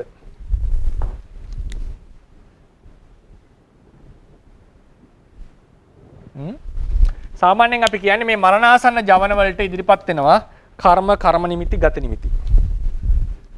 මේකේ අරමුණ කර්මය කර්ම නිමිත්ත හෝ ගති නිමිත්ත. අනේ ආයේ අරමුණ. දැන් පැහැදිලිද? එතකොට ප්‍රතිසන්දි ගත්තේ වෙන කර්මයකින්. මොකක් හරි අතීතයේ කරපු කර්මයකින්. මේක ඉදිරිපත් වුණා. මේක අවකාශ ලබනවා. මේ ඔක්කොම වැදගත්. ඕක තේරුම් ගන්නකොට. කර්මය අවකාශ ලබා ඉදිරිපත් වූ කර්මය. අවකාශ ලැබීමයි මේ ඉදිරිපත් වීම කියලා කියන්නේ. හරිනේ? ඒතර මේ සියලු ටික වැඩ කරනවා. මෙතන අනුසය වැඩ කරන්නේ. මේකේ අනුසය එන්නට ඕන. ඕක තව සංකීර්ණ කරනවා ඉස්සරහට. ප්‍රතිසන්දි දෙන්න අවකාශ ලැබලා තියෙනවා. හරිනේ? අවකාශ ලැබූ කර්මය. එතකොට දැන් මේකෙදි ඊට පස්සේ තව මේක ඉස්සරහට තව සංකීර්ණ කරනවා කියන්නේ මේකෙදි චිත්ත වේගය දුර්වල වෙනවා. මේ චිත්ත වේගය නග්ගලා ගන්නට ඕන. ඒක කරන්නේ අනුසය ආදී ධර්ම නිසා. සමහරවිට මේ වෙලාවේ අකුසල සිත් පහළ වෙනවා. බොහෝ වෙලාවට ලෝභ මූල සිත් පහළ වෙන්නට පුළුවන්. සමහරවිට. ඒක වෙනස් වෙනවා. ඒ නිසා මේක ටිකක් සංකීර්ණ. වැදගත් වෙන්නේ අවසානයේදී ඉදිරිපත් වෙච්ච කර්මයේ කවරක්ද කියන්නේ. ඉදිරිපත් වෙච්ච කර්මය නිසා කර්ම නිමිති ගතිනේ. මේක මරණාසන්න නිමිති විතර නෙමෙයි. ගොඩාක් වෙලා ඉඳන් කර්ම නිමිති පහළ වෙනවා. ගති නිමිති පහළ වෙනවා. සමහරවිට දිව්‍යමන් පහළ වෙනවා. කුසල කර්මයක් ඉදිරිපත් වෙලා දිව්‍යමන් පේන්න පටන් ගන්නවා. ලෝභ මූල සිත් ඇති වෙනවා මෙතන. ඒක බාධාවක් නෑ සුගතියට යන්න. මොකද හේතු ඉදිරිපත් වෙලා තියෙන කුසල කර්මයක් නිසා. ඉතින් ඒක ඒ වගේ ඒකේ තියෙනවා දැනගන්නට තියෙන තොරතුරු. දැන් පැහැදිලිද පුතා? එන්නසනස් දැන් අපි දැන් බලාපොරොත්තු වෙනවා නම් පින්කමක් කරලා යන්න ඕන දිව්‍ය තලයේ අපි ඒ වෙලාවේ ඒක අල්ලාගෙන තමයි මම හිතන්නේ ලෝභ හිතක් එන්න සෙන්නත්. ඒකට අපේ ඒක එන අපායට දෙන්නේ නැතුව ඒ දිව්‍ය තලයට යන්න ඒක බාධාවක් නෙවෙයි නේද? නෑ ඉතින් යන්න ඕන නම් අල්ලගන්න එක තමයි කරන්න ඕනේ. ප්‍රතිසන්දි යන්න ඕන අල්ලගන්න එක කරන්න ඕනේ. ඉතින් දිව්‍ය ලෝකෙට යන්න ඕන නම් දිව්‍ය ලෝකෙ අල්ලන්න ඕනේ ඉතින්. ඒතර උපාදානය කරනවා කියන්නේ දිව්‍ය ලෝකෙට යන්න උපකාරයක්. ඒ ඇති වෙන ලෝභය බාධාවක් වෙන්නේ නැහැ කවදාවත්. ඒක පටිසම්භිදාමාරය කියලින්ම කියනවනේ. කර්ම 8කින් හේතු 8කින් ත්‍රි හේතුක ප්‍රතිසන්දිය. කර්මය කරන වෙලාවේ කුසල අලෝභ දෝස අමෝහ. ප්‍රතිසන්දි ගන්නකොට විපාක අලෝභ දෝස අමෝහ. මරණාසන්නයේදී නිකාන්ති වශයෙන් ලෝභ මෝහ. එතන කුසල නෙවෙයි කියන්නේ ලෝභ මෝහ. හරිනේ? ඒතර ගොඩාක් වෙලාවට එයා පේනකොට අල්ල ගැනීම කරනවා කට්ටිය. ඒ නිසා මම කියන්නේ අල්ලගන්න මම කියන්නේ අල්ලගන්න කියන එක නෙවෙයි.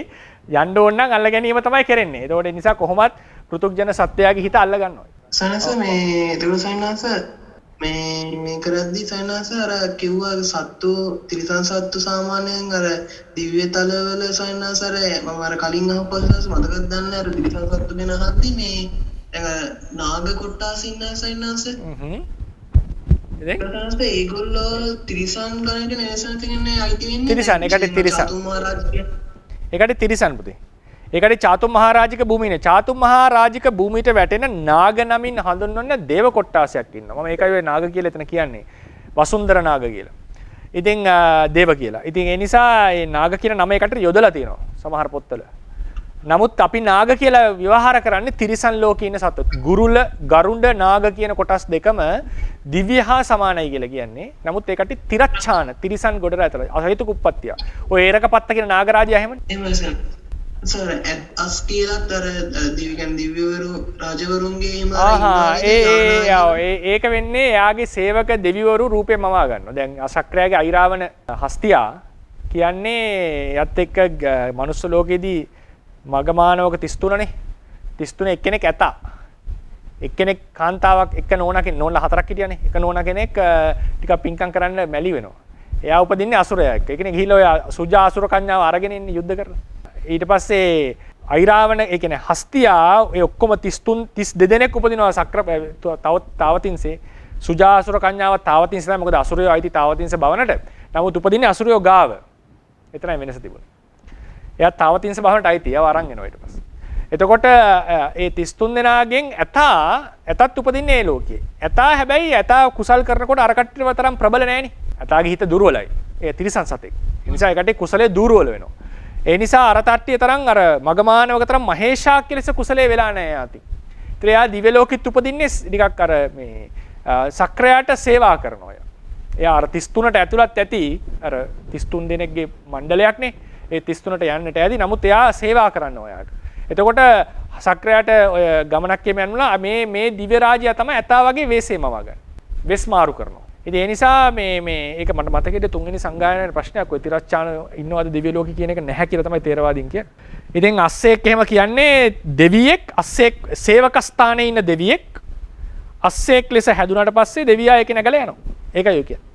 එහෙම නැතු අස්වැයා කියන තිරිසනෙක් නෙවෙයි එතන ඉන්නේ. දෙවියෙක්මයි අස්ව වෙසෙන් යන්නේ. ඒක වැටෙන්නේ අර කියපු ශරීරය වෙනස් කර ගැනීම කියලා අපි නේද? දෙවියන්ට පුළුවන් අස්වැයෝ වගේ අලියෝ වගේ වෙන වෙසේ මාරු කරගන්න.